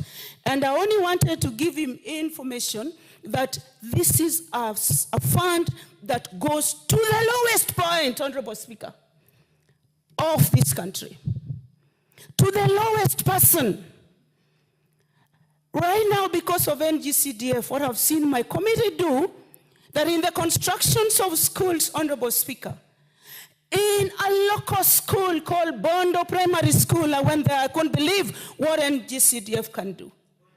We have classrooms that are built to modern standards, and they are tiled with modern boards, white boards, things that would have happened not if it were not for NGCDF. And I pray for your protection, Honorable Speaker. He refused that I shouldn't speak when he was speaking.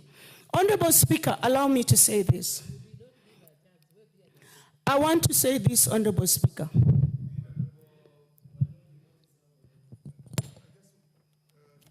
You're not standing on a point of information. So what is out of order? Mr. Speaker, I said we buy buses. I've never had any bus in my place on hire. And that is what the Honorable Gogo I was said. trying to correct him, not me. I buy buses. I've never, please, let it be on record. Are you buying buses or CDF buying buses? CDF buy buses, and I do the overhaul. The country, you don't buy buses. Order, honorable members. Well, the audit report indicates that there is the possibility that some NGCDF programs are buying on hire purchase. And this is what I hear both Honorable Ferdinand Wanyonyi and Honorable Gogo to cancel against. So there is nothing out of order either way. Honorable Lillian Gogo, proceed.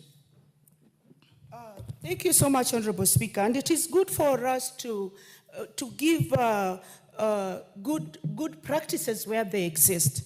And I can stand on the floor of this House, Honorable Speaker, and indicate that in one parliamentary term, Rangwe constituency NGCDF committee is on record for purchasing, not on hire purchase or not on credit, delivering a vehicle, a logbook, and a key to 14 schools. And Suba North, Honorable Speaker, has done the same. I saw Suba North last week deliver 2 brand new schools, and what a school buses to schools. What a celebration.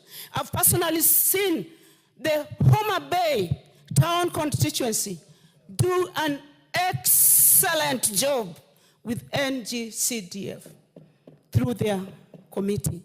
This is what I want to implore my people and the greater republic we love, the republic called Kenya. Let us see how we can shield this particular source of funds for the development of our various constituencies. The members of parliament strictly do oversight roles, like right now we are doing with the audit reports that have been generated from a raft of constituencies, Honorable Speaker. And I want to say that devolution is in no fight with national government. There is intergovernmental cooperation in various ways, including education. CDF is strictly or mainly rooted to cover education and security, which it has done very well. And I want to plead with our various stakeholders that as we do development in other places, other areas, social areas, let us ring fence CDF for purposes of involvement and infrastructural development for our education systems and also for our security systems. Honorable Speaker, without NGCDF, there is going to be so much hue and cry in the communities that benefit from this special fund. I thank you for the opportunity, Honorable Speaker. Thank you.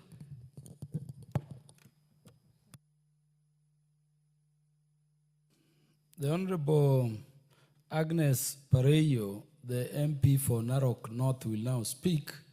And honorable members, just to alert you, those ones of the honorable members who are walking out and those ones who are within the precincts that the motion coming up next, in order number 10, is a very serious motion. It's a consideration of the third report on the employment diversity audit in public institutions, a very critical matter around inclusivity and equity. Let all members who are around come, because it is the motion to be moved next, and absent members, the debate on it will be concluded. The Honorable Pareyo. Thank you, Mr. Speaker, for giving me this opportunity to support the report of the committee. NGCDF is a fund that is now popular in Kenya. I speak on behalf of my people and my constituency. If it were not for this fund, our people or the schools could not even afford to buy a bus to take their children for tours and for learning environments. But I remember last week I launched one, and since I was elected 2 years now, they already have 5 buses, which are really helping our children and are changing our children. And when it comes to separation of duties, the role of the MP is to oversight.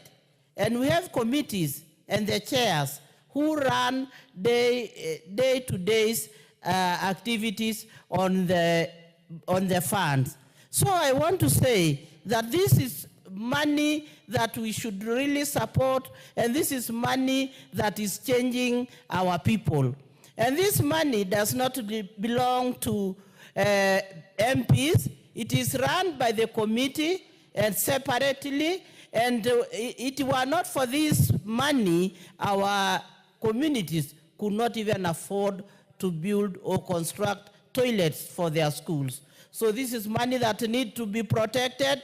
This is very important money, and our role, I still say, our role as MPs is to oversight and make sure that they are done and there is accountability in that fund, because it is a fund that is meant to change our community and to better the quality of education in our schools.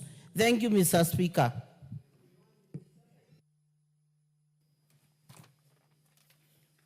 That is, I'm seeing a member I cannot quite see on the screen, but that is Honorable Abdi Ali, the MP for Ijara. You want to speak to this? Please proceed. Give him the mic.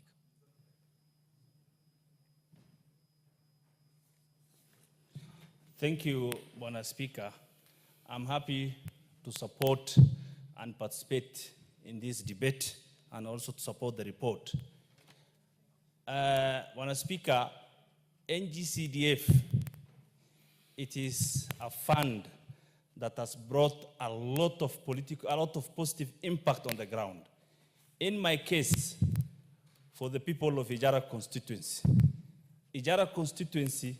it is the only constituency where we are implementing a free secondary program for students in secondary schools. And we have achieved this kind of a big milestone because of NGCDF fund. We sat with the stakeholders of education. We agreed on how to improve our education in our region. Ijara constituency, the rate where the transition from primary to secondary, it was less than 50%. But through the initiative of free secondary school in Ijara constituency, with the support of NGCDF board fund, we are able to implement the program for 3 years. As you speak now, is over 3,000 students who have not paid a single coin under the because of the courtesy of NGCDF. And this fund, people are outside there, they are just selling a bad narrative, whereby they're saying this fund is for MPs. A member of parliament, his work is to oversight. I have constructed over 10 primary schools with NGCDF for the last 2 years. And every corner of Ijara constituency, I can confirm to you that no children is left out going to school.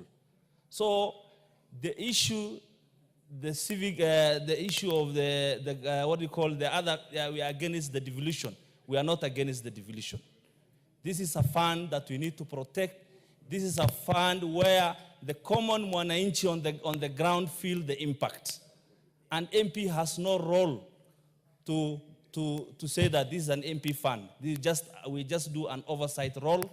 And I urge my colleagues, I urge the entire public of Kenya that we support the NGCDF, and it is the only fund that we feel the impact on the ground.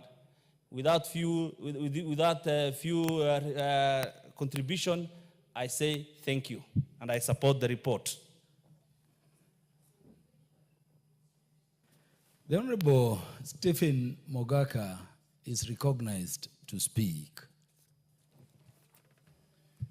Thank you, Mr. Speaker, for giving me this chance. And I must admit I'm a member of the... What is out of order, the Honorable Cynthia Muge?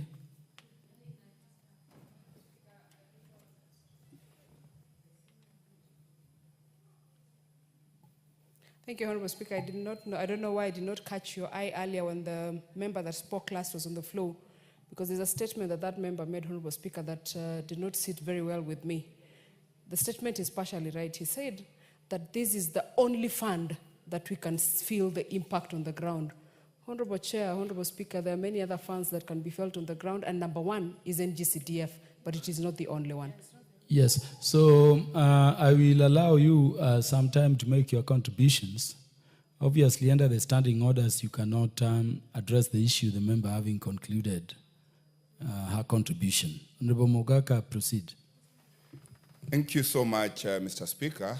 I am a member of this DIFA committee that has tabled the report and moved the motion, and I'm a proudly happy person that this report has attracted the comments that it has. Mr. Speaker, this report has been made covering years since 2014, and I must commend the chair of this committee, Engineer Gideon, for being steadfast in managing us to deliver for that particular county. And I'm sure many more reports are coming through. But what I notice is that in this committee, I have been able to employ my accounting knowledge, my legal knowledge, in examining what the Auditor General is saying about the management of NGCDF. And I must confess that even the auditors have deficiencies in capacity in examining what is required of the application of this NGCDF. In particular, it has disturbed me, Mr. Speaker, that in many constituencies, agreements are made on properties belonging to deceased people. And these are made clearly without any grant of letters of administration. And this imagination that somebody is somebody's child and therefore they are entitled to a certain property and that they can sell that property, particularly to a public entity, I think that is stretching the imagination too far. And with my chair and senior, Honorable George Murugara, can tell you that anybody personating a dead person and purporting to sell a property, that cannot fly.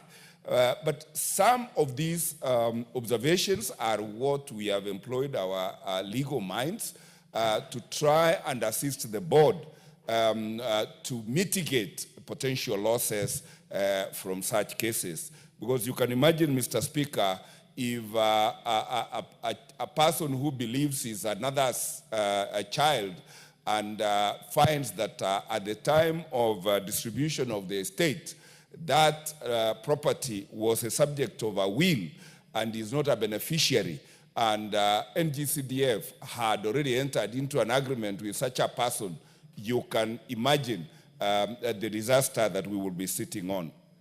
But all said and done, this committee is doing a great job, and we have worked round the clock to ensure that we become current in the reports that we are making. But coming to talk about NGCDF itself, and I want to agree with my senior, the Minority Whip, Honorable Millie, that NGCDF as a fund is a miracle fund. In fact, it is now making me believe that it is not only a fund, but a development model. Because in our economics, we were being taught of development models created or invented by certain people in the Western world.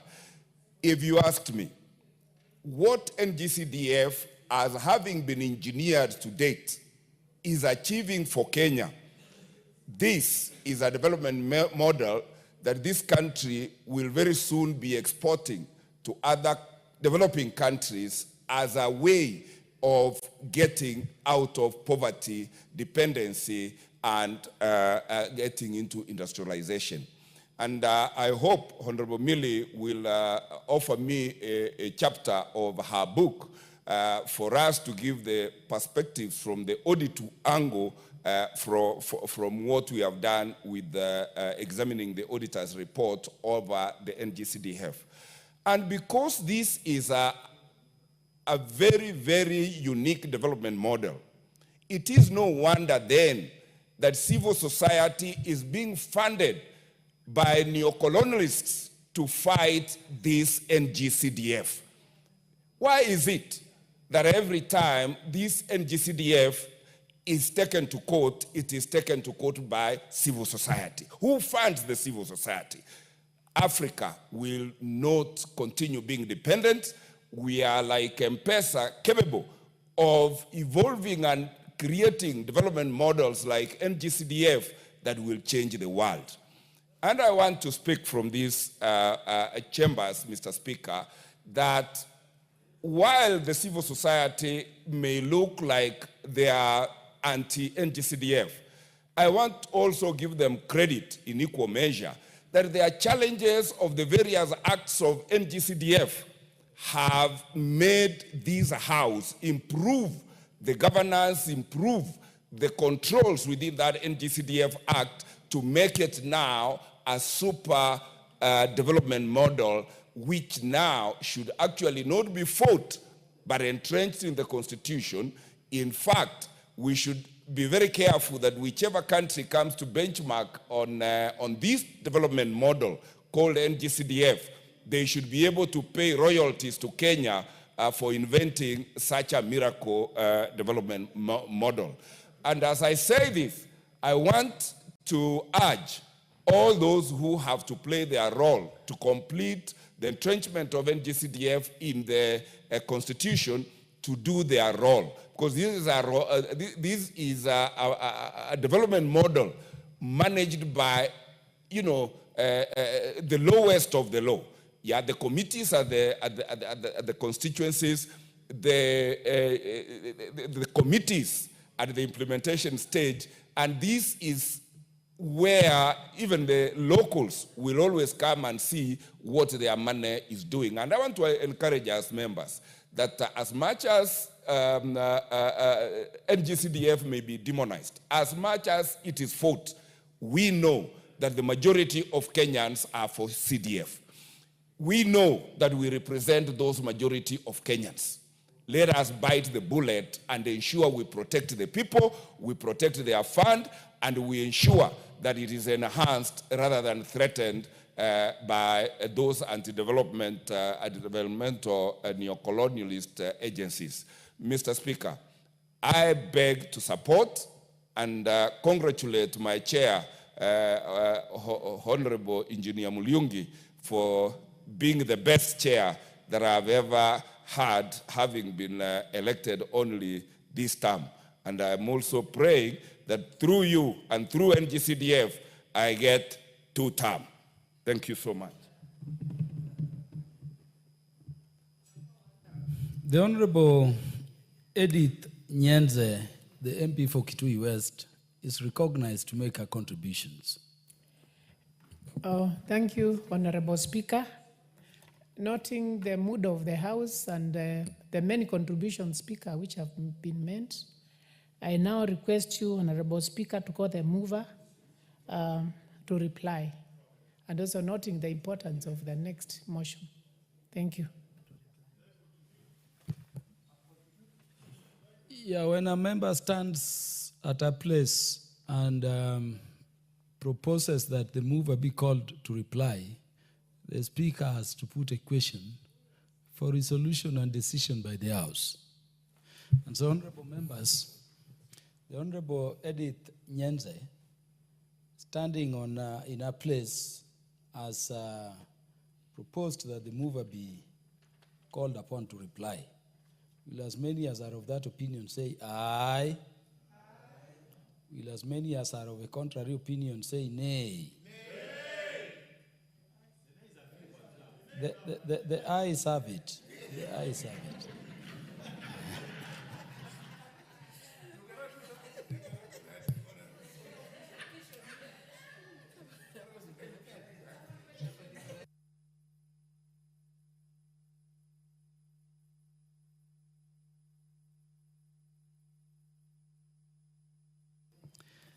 Before the mover replies, let me welcome a delegation of students from Kitunzi School in Kitui West constituency in Kitui County, who are seated in the public gallery to the National Assembly, this House of Parliament.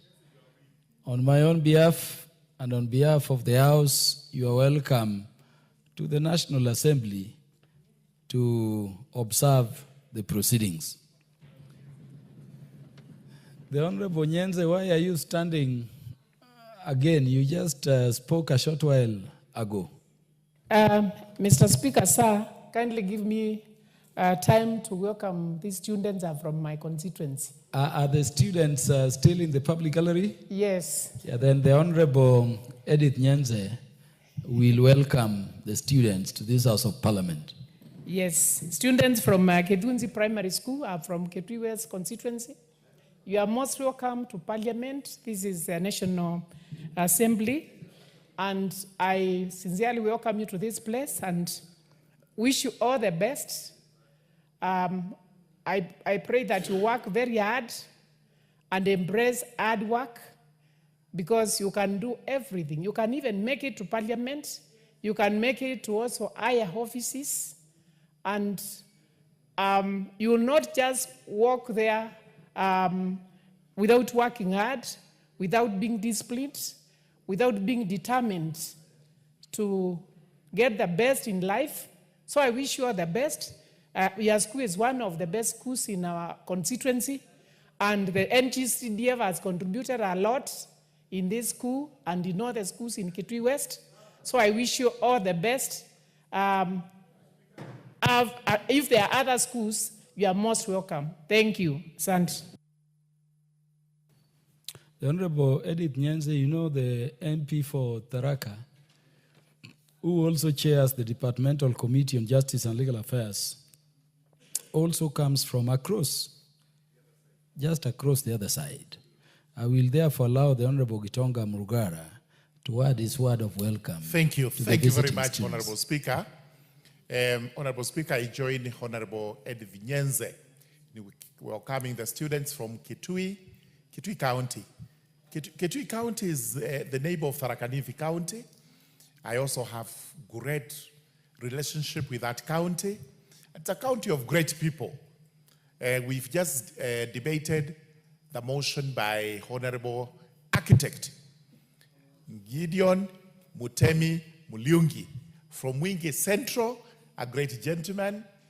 My neighbor is supposed to be engineer Paul Musiemizengu, who was seated over there. I think he has left. And now Nyenze is the other side. This is important. It's important for Kitui to produce such learned people. The young students up there, kindly do emulate these leaders who are highly learned, who also contribute a lot to this house, so that one day you also aspire to come here as leaders of tomorrow. So with those remarks, I do welcome the students to observe the proceedings as we continue with today's order business. Thank you. I reiterate again, the students of Kitunzi School are welcome to the National Assembly to observe proceedings. The mover of the motion will now reply. Honorable Speaker, allow me, because of the nice words which my neighbor and respected lawyer, Mr. Honorable Gitonga Murugara, has made on me, and because he was the loudest when you put the question to say no, allow me to give him just 2 minutes to say something about this CNDF. Then I will reply. Honorable Muliungi, I know how generous you are and you can get, particularly when members support your motion. But Honorable Murugara, I know will reject that act of generosity because he knows under the standing orders, in a motion such as this, you can never donate. So you can only proceed as I now direct, that you proceed and reply. Who do you want to inform? The mover has not requested for. Mover, have you agreed to be informed about anything by the Honorable Karoli? He's my lawyer, so I have to agree. Order, Honorable Karoli. Honorable Karoli, I have not heard the mover to make any statement in replying for any form of information. Do you want to inform him about how he's standing to speak or what? Yeah, because the mover has not made a statement, the basis upon which you may give him supplementary information. And so, despite the visible and highly discernible generosity of the mover, even to be informed before he says anything, that point of information is contrary to the standing order and is rejected. The mover, you will now reply.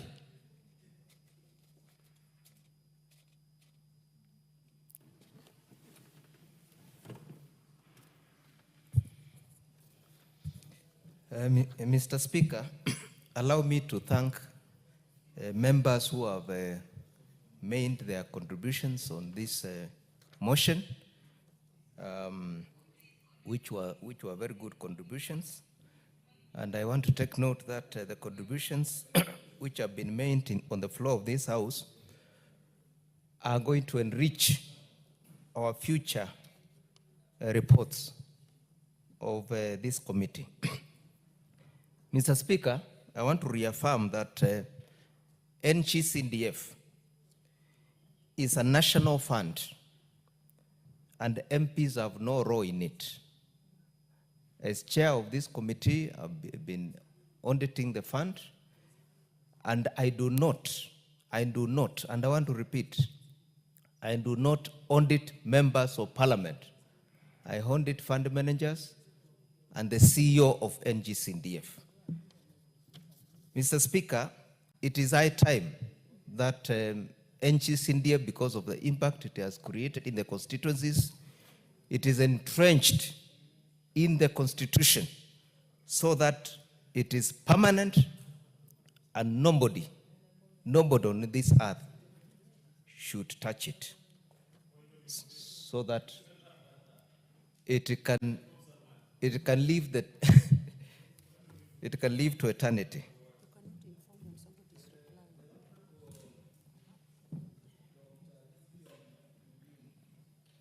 To be informed by the Honorable Karoli Omondi. Mr. Speaker, I just told you that Honorable Karoli Omondi, at one time, we were actually working with him in the ministry under Kibaki administration, in the same position. And from that time, he became my lead counsel. And therefore, I have no business to refuse.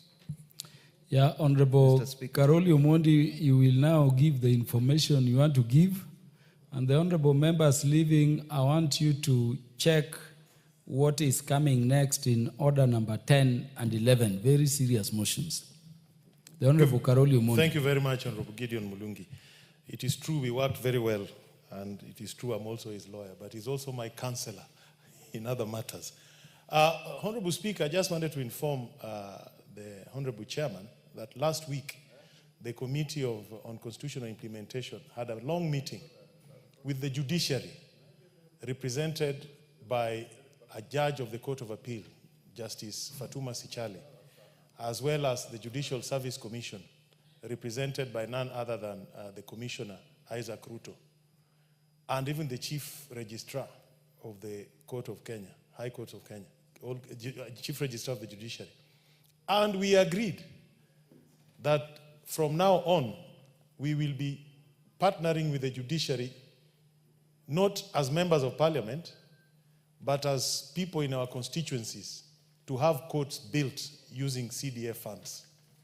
I think that is a very significant development that this House should take judicial notice of, so that when we go for public participation as members of parliament, in those jurisdictions where we still don't have courts, we can put a word to the CDF committees and to the public that if they agree, the judiciary has already prepared a prototype court which they shared with us and which we will share with the members.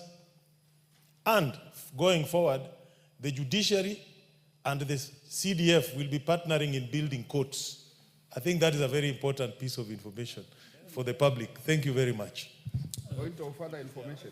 Thank you. The chair of the Departmental Committee on Justice and Legal Affairs wants to inform you. Do you want this information, Honorable Gideon Mulungi? Mr. Speaker, I told you he's my neighbor and my good friend. So you can proceed. The Honorable George Gitonga Murugara. Thank you very much, Honorable Speaker.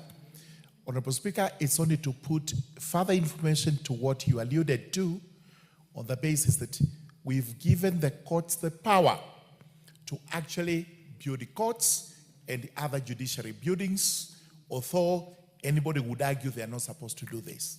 Confirm that the judiciary as a department known as the Department of Building Services, DBS, which is actually headed by an architect like the Honorable Mulungi, so that we are able to have these courts, including the prototype that Honorable Karoli has referred to, being constructed in very effective and also pocket-friendly manner, so that CDF is able to do all this, not through members of parliament, but through the constituencies and the constituency committees. Thank you. The Honorable Gideon Mulungi, you can now proceed. Mr. Speaker, as I conclude, allow me to confirm to the nation that if you take a chopper and fly over Kenya, the only icons of development you'll be able to see in every village in Kenya is projects funded by NGCDF. And therefore is a fund that should be protected by all and sundry. And therefore, Mr. Speaker, with those few remarks, With those few remarks, I beg to reply. The Honorable Mogaka requests to inform you. Do you accept his information? You know, the only senior counsel in my committee is him. So I cannot refuse. He's allowed to speak anytime You are he wants very to speak. easy with advocates of the High Court serving as state officers in Parliament. Honorable Mogaka, proceed and give the information. Thank you, Mr. Speaker. And I wanted to expand what my chair has said, that for records, NGCDF funds are only utilized to make developments in the executive wing of government and the judiciary.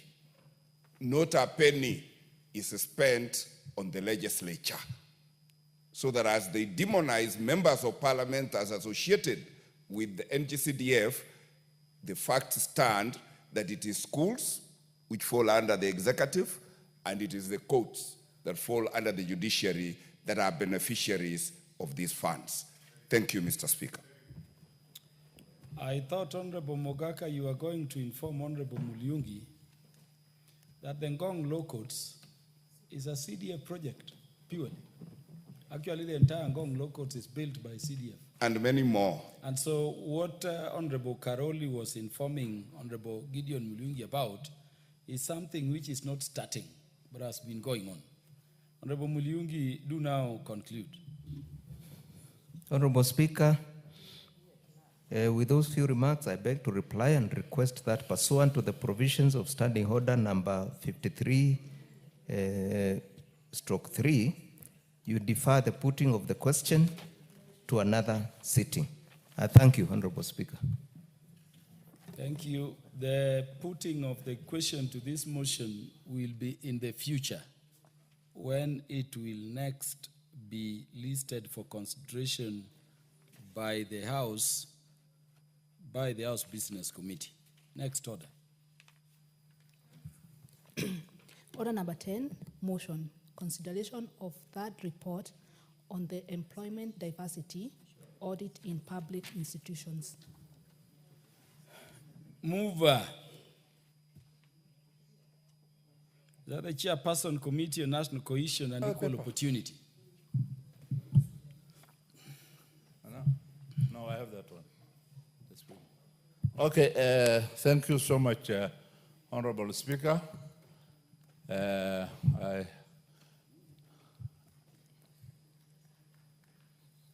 Thank you so much, Honorable Speaker.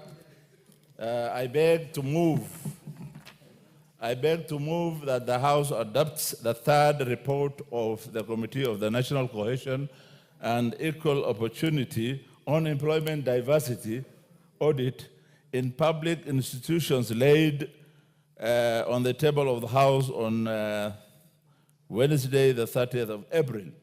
Honorable Speaker, allow me to touch the mandate of this committee through various legal proceedings. In the first one, the committee is formed under the order paper, under the standing order 212C. And Honorable Speaker, this committee derives its mandate from various articles in the Constitution. To name just a few is Article 54(2), which provides the state shall ensure that progressive implementations of the principle of at least 5% of members of the public in elective and appointive positions to be persons with disability. Article 55B, which says the state shall take measures including affirmative actions and programs to ensure the youth have the opportunities to associate, be represented, participate in politics, social and economic and other spheres of their lives. Article 2321 provides for values and principles of the public service that include affirmative action. Honorable Speaker, the committee is further guided by Section 7 of the National Cohesion and the National Cohesion and Integration Act, number 12 of 2008, which now the committee is trying to rebuild and come up with a new act under the new constitution. Honorable Speaker, the committee on its own motion resolved to carry out inquiries into employment diversity in the public institutions. The committee looked under this report various institutions, and more or less, this is the third report. The first report, the second report, and this being the third report, they are more or less the same. The institutions we looked under this report are Lake Victoria South Water Works Development Authority, Rivertex East African Limited, Moi Teaching and Referral Hospital, Lake Victoria North Water Works Development Agency, the Kenya Industrial Estate, the Kenya Medical Supplies Authority, the Kenya Medical and Training Colleges. Honorable Speaker, the main objective of this inquiry was guided by 4 parameters, that is, ethnicity, gender, age, and persons with a disability. Honorable Speaker, the inquiry, the committee had and received both oral and written submissions from the chief executive officers of these organizations. To give a brief overview, the committee encountered the following. Looking at the ethnic community representation, Honorable Speaker, Moi Teaching and Referral Hospital has the highest representation of one ethnic community, which is the Kalenjin community, with 66.2% of its staff as one ethnic community. Honorable Speaker, the 4 institutions have been dominated by the Kalenjin community, and they include Rivertex, East Africa Limited, Kenya Industrial Estate, Kenya Medical Training College, and Moi Teaching and Referral Hospital. Lake Victoria South Development Water Agency has been dominated by the Luo communities. And the Kenya Medical Supplies Authority has been dominated by the Kikuyu communities. Looking at the percentages, most of these dominant communities may be as a result of where the institution is situated. And most of the people forming the larger number of these communities in those areas are the lower cadre. That is why the committee is, yes?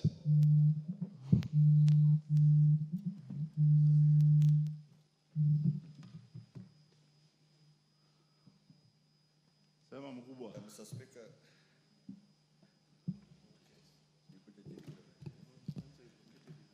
Mr. Speaker, is it in order for the chair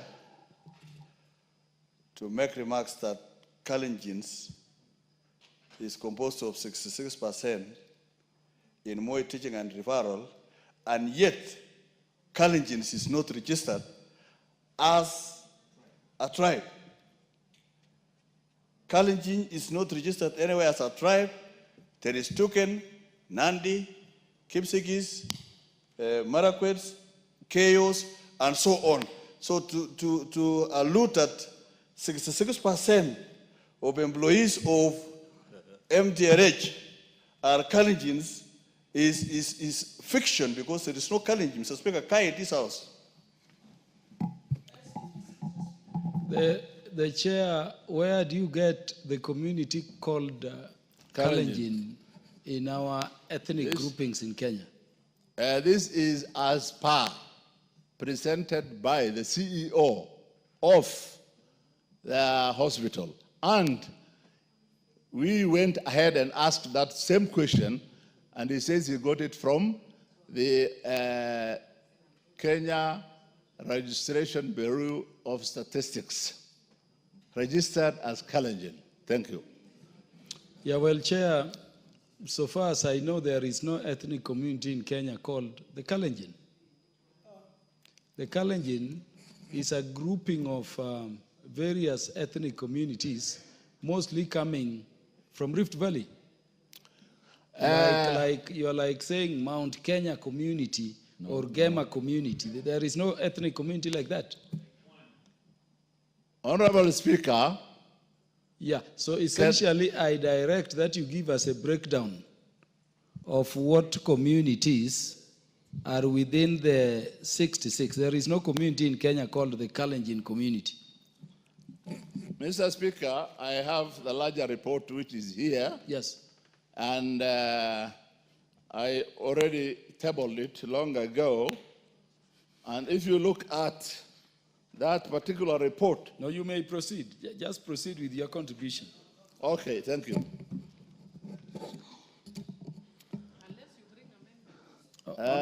Honorable Makilap, what do you still find to be out of order? Unless in his report we expunge the word Kalenjin community in that report, because if he's serious about it, you could break down how many KOs, how many Nandis, how many Kipsigis, and so on. But blanket statement called Kalenjin, Mr. Speaker, is neither here or there, and that needs to be expunged from your records, my good friend.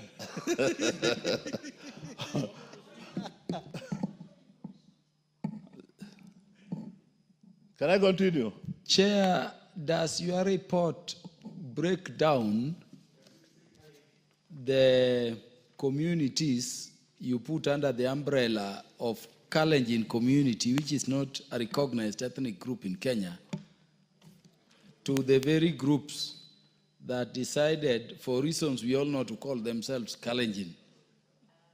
Mr. Honorable Speaker, this is as it is from the Kenya Bureau of Statistics. And we can refer back to it. Yeah, and that is the way it has been presented. Thank you. Honorable Karoli Omondi, what is out of order? Honorable Speaker, could the experts in the House quickly get us Kenya National Bureau of Statistics Yes, census good. reports of 2009, 2019, Yes. and we see what ethnic groups are there? Very good. Because Kalenjin as a group, we know for sure did not exist until 1979, when it started appearing in official government documents. So could we have very quickly the clerks get us the census report of 2009 and 2019 published by the Kenya National Bureau of Statistics? In fact, thank you. You remember Kalenjin was then to move to Kamatusa. I doubt you would be saying Kamatusa University. I mean, no. And then, you know, we also have Gema now and Gema South and Mount Kenya. So what community, I think those are not... in your view, occupies 66% of the employment opportunities at Moi Teaching and Referral Hospital? This is serious. Yeah, referring to Moi Referral and Teaching and Referral Hospital, I stand by what I said, and according to their report by the CEO, 66%, 66.2% of the community are Kalenjins. I stand firm unless otherwise.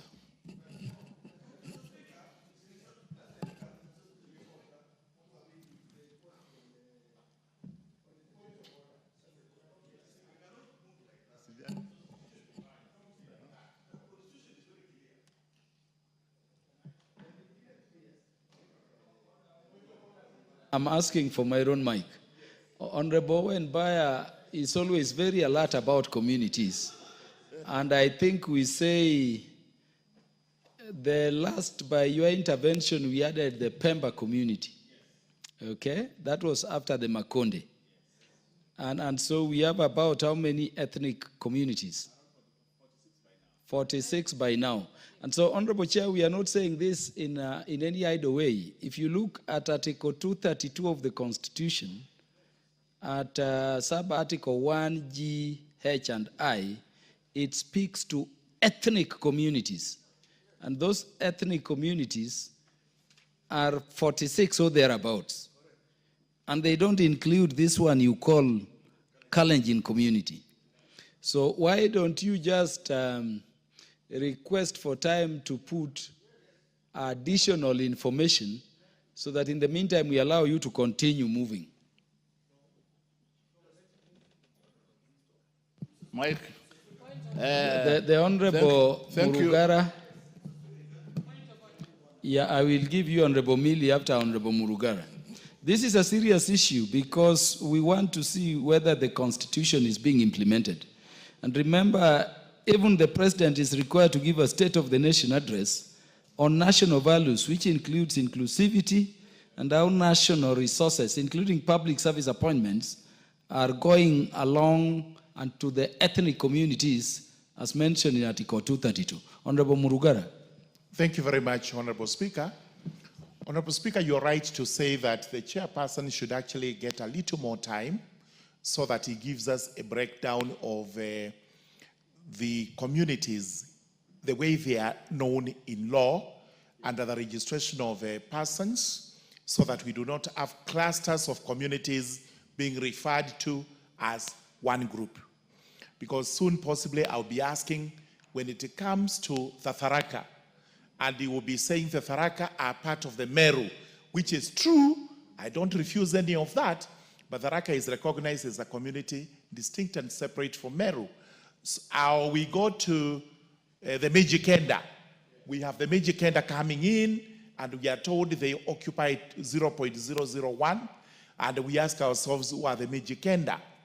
So I think we need to go strictly by how the law is and how our ethnic communities are recognized so that we are able to understand exactly if there is any blame of imbalance. Is it a genuine blame or it's one that has been possibly misrepresented?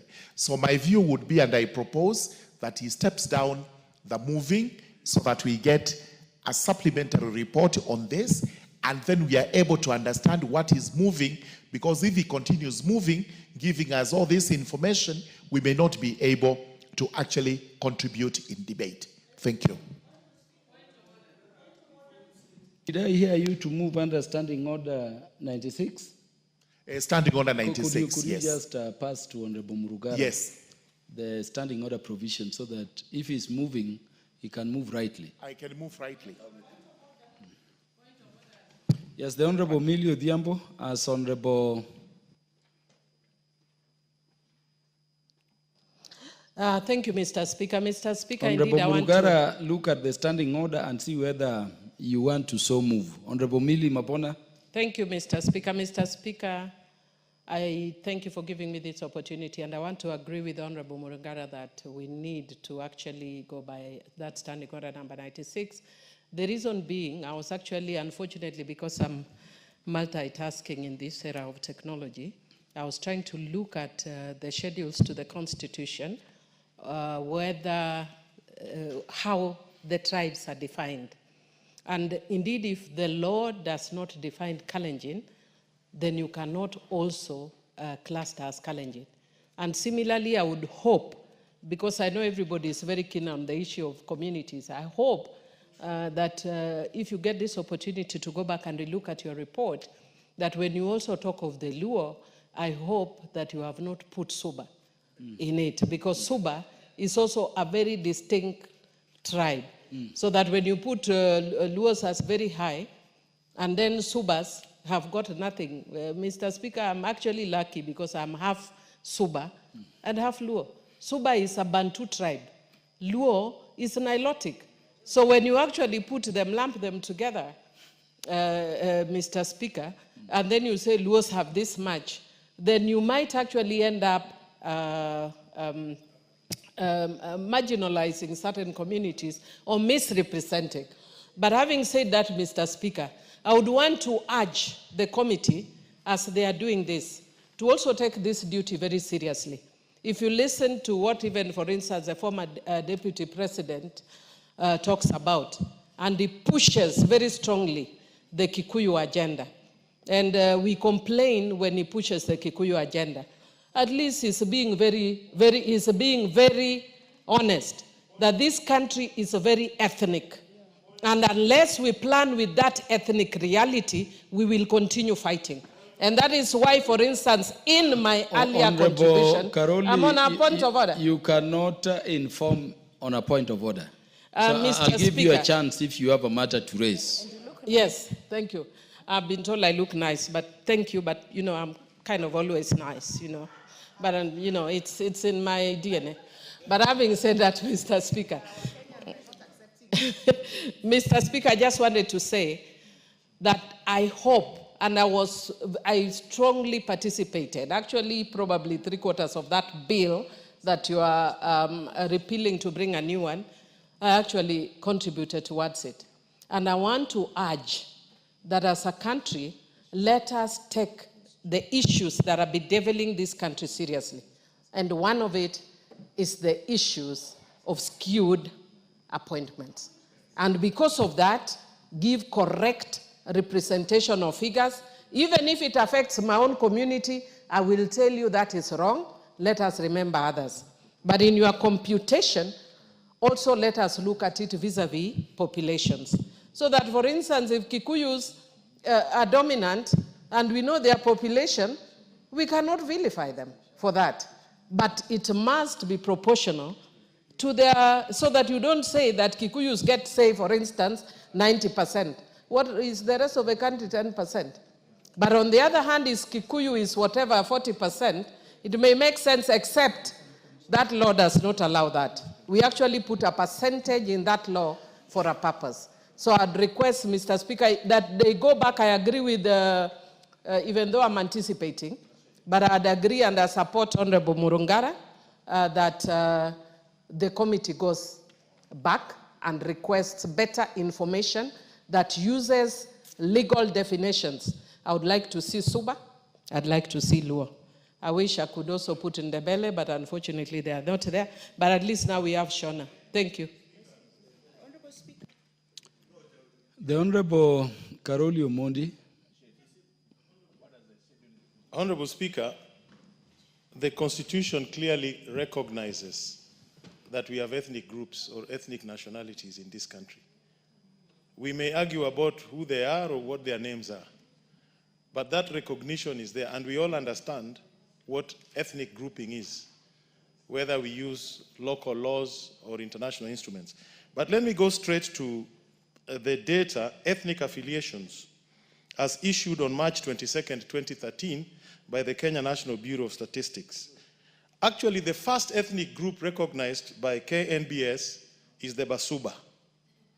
That is number one. Then Embu and the rest. But then there are some communities that are then broken down into sub-ethnic groups. And the first one are the Luyas. You have Bahayo, Banyala, Banyore, Batsoso, Bukusu, Idaho, Isuka, Kabras, Kisa, Marachi, Maragoli, Marama, Samia, Tachoni, Tiriki, Tura, and Wanga. The second group that are then recognized into their sub-ethnic groups are the Mijikenda. Boni, Chonyi, Dahalo, Digo, Duruma, Giriama, Jibana, Kambe, Kauma, Pokomo, Rabai, Ribe, Wata. Then there are the Waswahilis. Amu, Bajuni, Chitundi, Jomvu, Munyoyaya, Mvita, Ngare, Pate, Siu, Vumba, Wachangamwe, Wafaza, Wakatwa, Wakilifi, Wakilindini. And then we have the Kalenjin. The Kalenjin are then broken down. Aror, Bungomek, Cheranganyi, Dorobo, El Molo, Endo, Keio, Kipsigis, Marakwet, Nandi, Ogiek, Sabaot, Samor, Senger, Sengwer, Terik, Tugen, Pokot, and Rois. Meaning they can It's be... on a point of order. they can be described Honorable in one Owen nomenclature. Baya, I'll allow you to speak after him because we are a house of rules. Yes. He's on a point of order. Yeah. And even the Somalis are then broken down. The confirmation we want from you, Honorable Karoli, Yes. is how many ethnic communities do we have in Kenya? We are told there are 46. What I've read are more than 46. But this is an official government document. Yes, but that yes. is... So is the Honorable Chairman... Is that the authority... The Honorable Chairman... Is that the authority... is quite right to group either as Kalenjin or as Luyas without going into the sub-ethnic No, that groups. is if he goes with that document, you are a top lawyer, very senior lawyer. Is it the law that if we want to know the ethnic communities in Kenya, that is the document we go to? The Kenya, or that is the authority to consult? Where else would you find I them? doubt so. The Constitution does not list them. So the only agency that has done a census speaks to them is the Kenya National Bureau of Standards. Of Statistics. Thank you, Honorable Karoli. There is no other, the Honorable other document. Honorable Speaker, listening to the Honorable Member, I actually start doubting his credentials as a lawyer. And I want to say this. Everybody in this country knows who the Mijikendas are, and the Pokomos are not. Even you know that. So when you read a document and say that the Pokomos are Mijikendas, you actually know that that's a misleading document. And then you put another Luo. Then you also put the Wata as part of the Mijikenda. You know the Mijikenda is Mijikenda because there are 9 Mijis, 9 homes. But you have read a list that includes almost 12. You cannot rely on a document that you actually know ab initio it's a wrong document and actually present it at the floor of the House. The Minister of Interior, Honorable Karoli and Honorable Speaker, the Minister of Interior holds this information, the authentic information. When we made the Pemba, one of the ethnic communities in this country, actually the Minister of Interior gave a list and said, this is the 46th as entered in the data of the country, not by Kenya National Bureau of Standards. I have seen the document by Kenya National Bureau of Standards. But Kenya National Bureau of Standards relies on what people say they are. For example, if you look at the Kenya National Bureau of Standards document, Honorable Speaker, on ethnicities, there are people who actually call themselves Mijikenda. You see, if you look at the list, they say, when they break down Mijikenda, they will say there's a tribe called Mijikenda, there's the Giriama, then there's the Chonyi, then there's the Kauma, there's the Kambe, then other people who are Pokomos also call themselves Mijikenda. But we know data, and you know facts are very stubborn. Honorable Karoli and Honorable Speaker, facts are very stubborn. And therefore, one of the things that we know from history, and we know as a fact, there are certain communities that were bunched together by the Europeans and just called them Kalenjins. But you know there is no tribe called Kalenjin. But because of colonial shenanigans, they were put together like that. Just like the Mijikenda, just because they wanted to bunch us and say, these are Mijikendas. Honorable Speaker, we must put historical facts right. And Parliament should not allow substandard information. What I ask of you, and I have a lot of respect for the chairman, I have a lot of respect for the chairman because he helped me some other time, especially on the Pemba. He was one of those people that helped us, and I have a lot of respect. But this document that he's presenting here is not authentic, and anything that is unconstitutional, I want to repeat, unconstitutional, cannot be presented in this House. Anything that is unconstitutional, I think that is the rule of the thumb. Yes, so honorable members. That report must be withdrawn, Honorable Speaker. Order, honorable members. Thank you. The Honorable Murugara, I've read Standing Order number 96, which you want to move under. And it does appear to suggest to me that you can only so move once the question has been proposed by the chair. And so I want to request all members to allow the mover to completely move. The speaker will then propose the question. Then these issues may come up. So mover will continue. Thank you, Honorable And remember, Speaker. if the mover moves and the motion by Murugara does not succeed, the motion under 96, members are still in their right place in their contributions to rectify the report, even to amend it. Yes, so mover, proceed. Thank you, Honorable Speaker, for that guidance. Now, I want to report on the people with disability. None of the institutions that have been mentioned above complied with the constitutional mandate requiring at least 5% of persons with disability be given the opportunities. Kenya Industrial Estate had the lowest. They had 0.97 of disabled people among their staff, where the Constitution requires a minimum of 5%. Some of the institutions reported low representation of youth, and they say a lot of youth is normally not considered because of the type of requirement that maybe for some jobs, 10 years of experience, 5 years of experience, which many of the youth do not have. Honorable Speaker, most institutions met the 2/3 gender rule. Almost all of them, except the Lake Victoria North Water, which was also very close to the actual requirement of 30%, they had 28%. So with some improvement, the 2/3 gender rule is being complied by most of the institutions.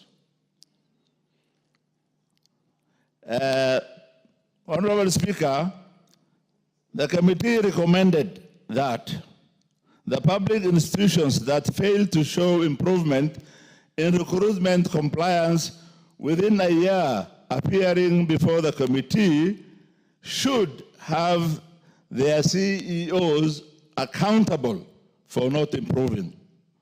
The committee also recommended that the Public Service Commission should prepare regular quarterly reports and annual audit reports to assess how public institutions are improving in trying to make sure that they comply with the constitutional requirement. The committee also recommended that the National Council for People with Disability should conduct semi-annual audits to evaluate the representation and inclusion of people living with disability. Honorable Speaker,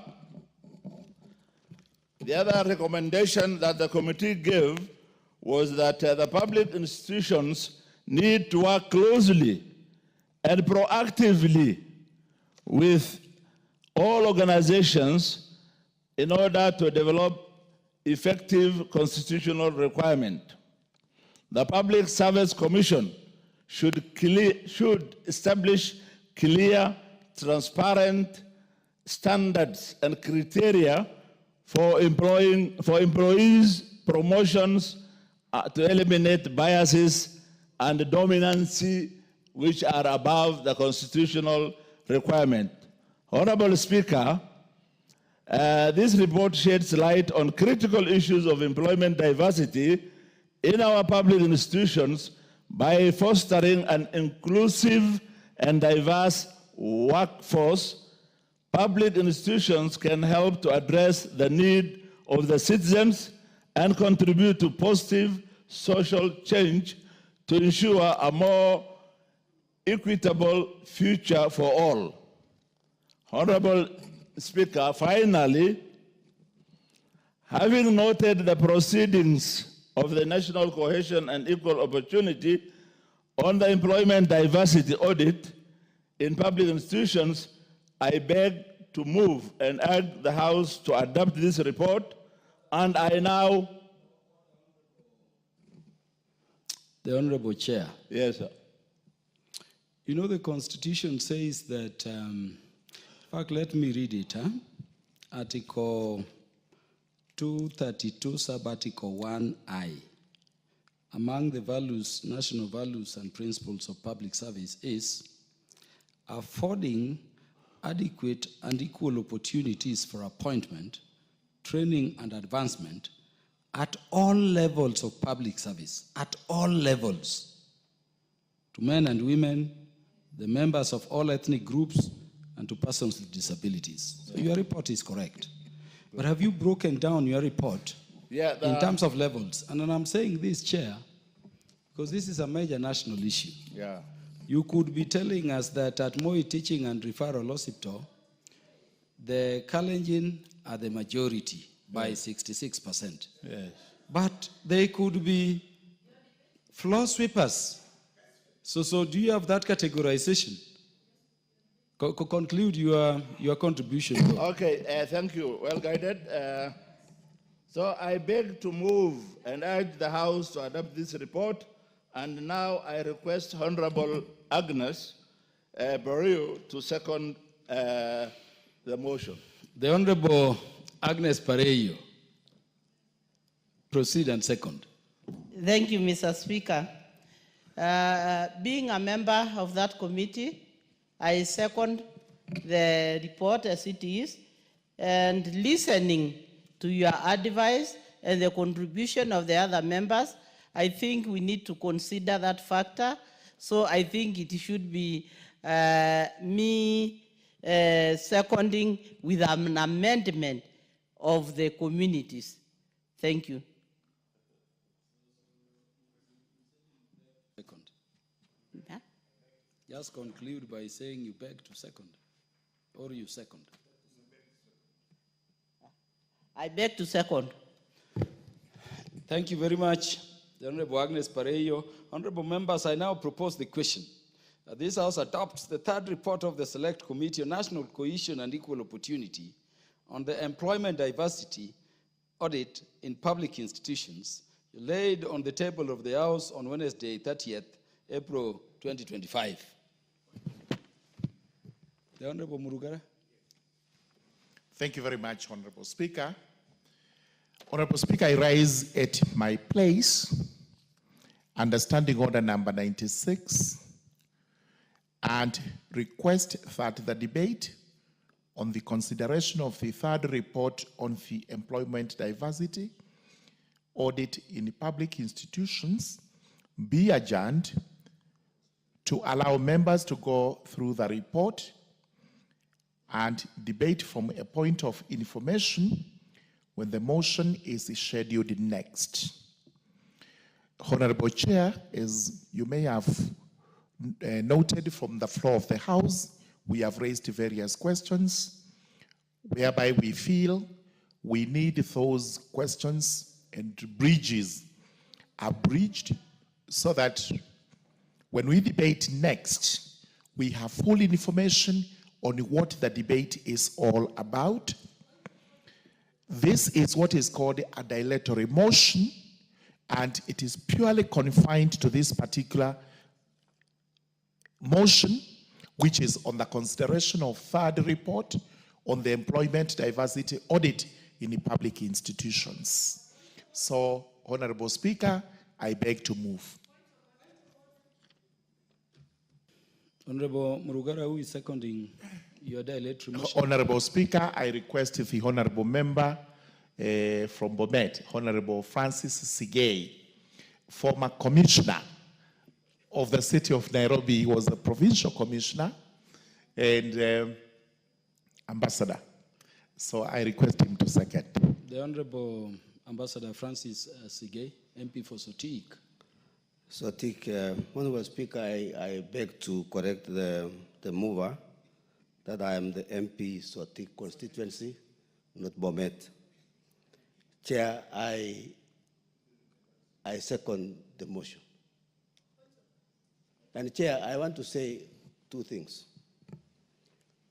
Number one, Honorable Speaker, I would like to thank the Chair for trying to really bring up the issues in this country. Mr. Speaker, the problem of ethnicity in our institution is a national issue. And Mr. Speaker, what our chair has brought up in this committee is a tip of the iceberg.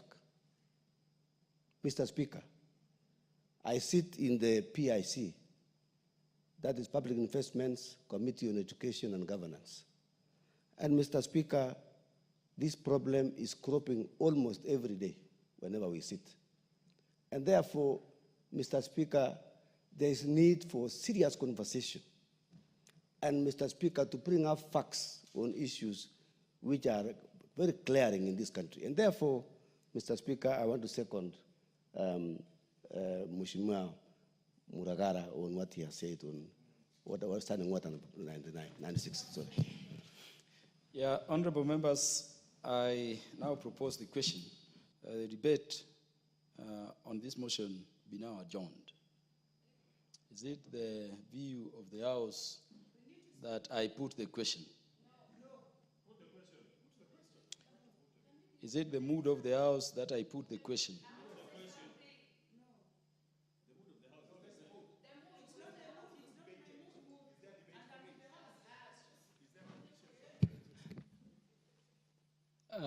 I've proposed the question.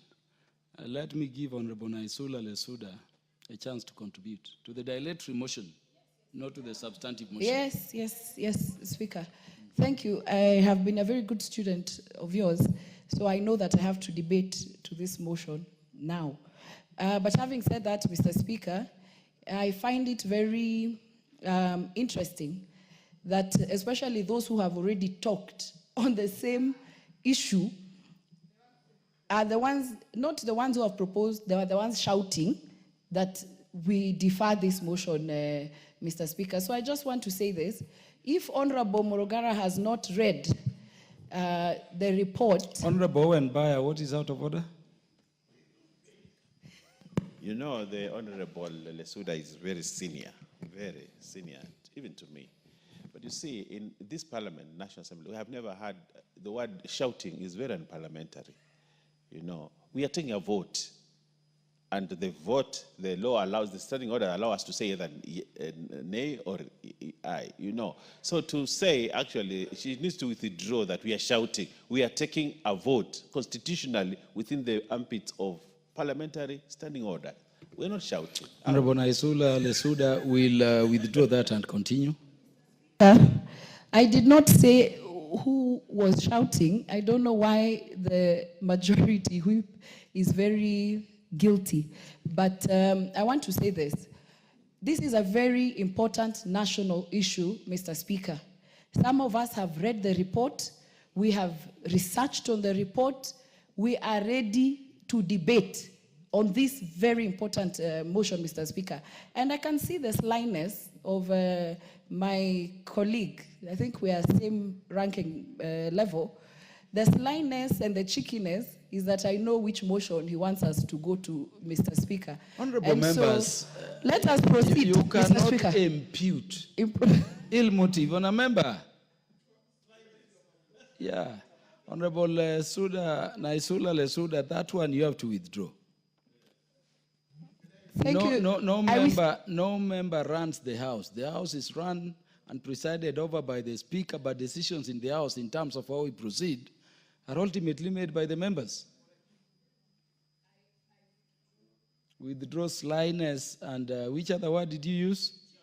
And cheekiness. Members can never be sly and cheeky. So I withdraw, but on a very serious note, Mr. Speaker, personally, I am ready to debate on this very important motion, and once you put the question, I will be proposing that we proceed with this motion. Thank you. The Honorable Dr. Lillian Gogo. Thank you very much, Honorable Speaker.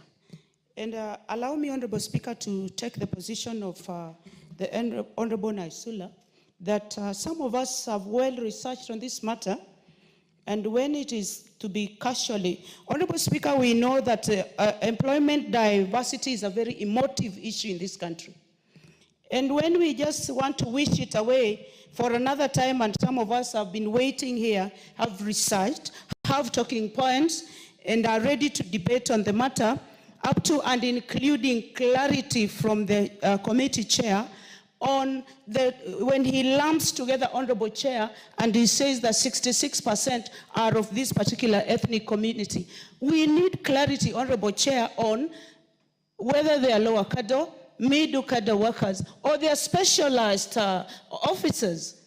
We cannot get sweepers to go and work at MTRH when the local community can do the cleaning work, Honorable Speaker. So I stand to oppose the proposition that this matter be adjourned. Thank you.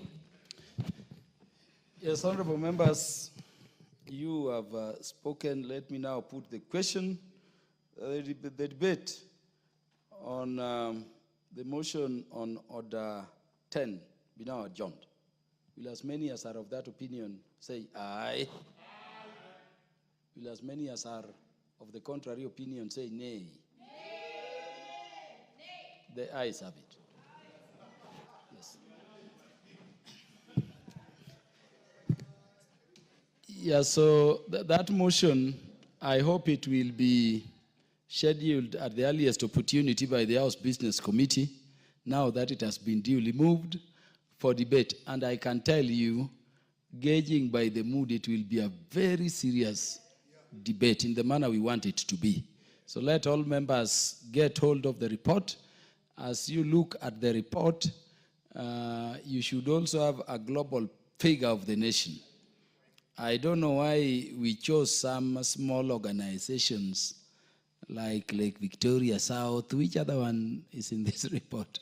Instead of, I thought you would start from the cabinet coming down where it matters most. Next order. Next order. You can't inform the Speaker, Chair, Regional Integration Committee. Next order. Order number 11, the Election Offences Amendment number 2 Bill, Senate Bill number 28 of 2024, second reading. Mover. Yes. Thank you, Honorable Speaker. Honorable Speaker, as I move, I would like to ask the Honorable Mayaka to listen. This is very important, and I'm sure you will contribute, including the Honorable Esuda. Yes, this is important. You need to stay around. Honorable Speaker, I beg to move that the Elections Offences Amendment Bill number 2, Senate Bill number 28 of 2024, be now read a second time. Honorable Speaker, by way of introduction, my Speaker, the Elections Offence Amendment Bill number 2 seeks to amend Section 6 of the Elections Offences Act 2016, that is Cap 66, to enhance the integrity of Kenya's electoral process by addressing gaps in the legal framework governing electoral offenses, ensuring timely declaration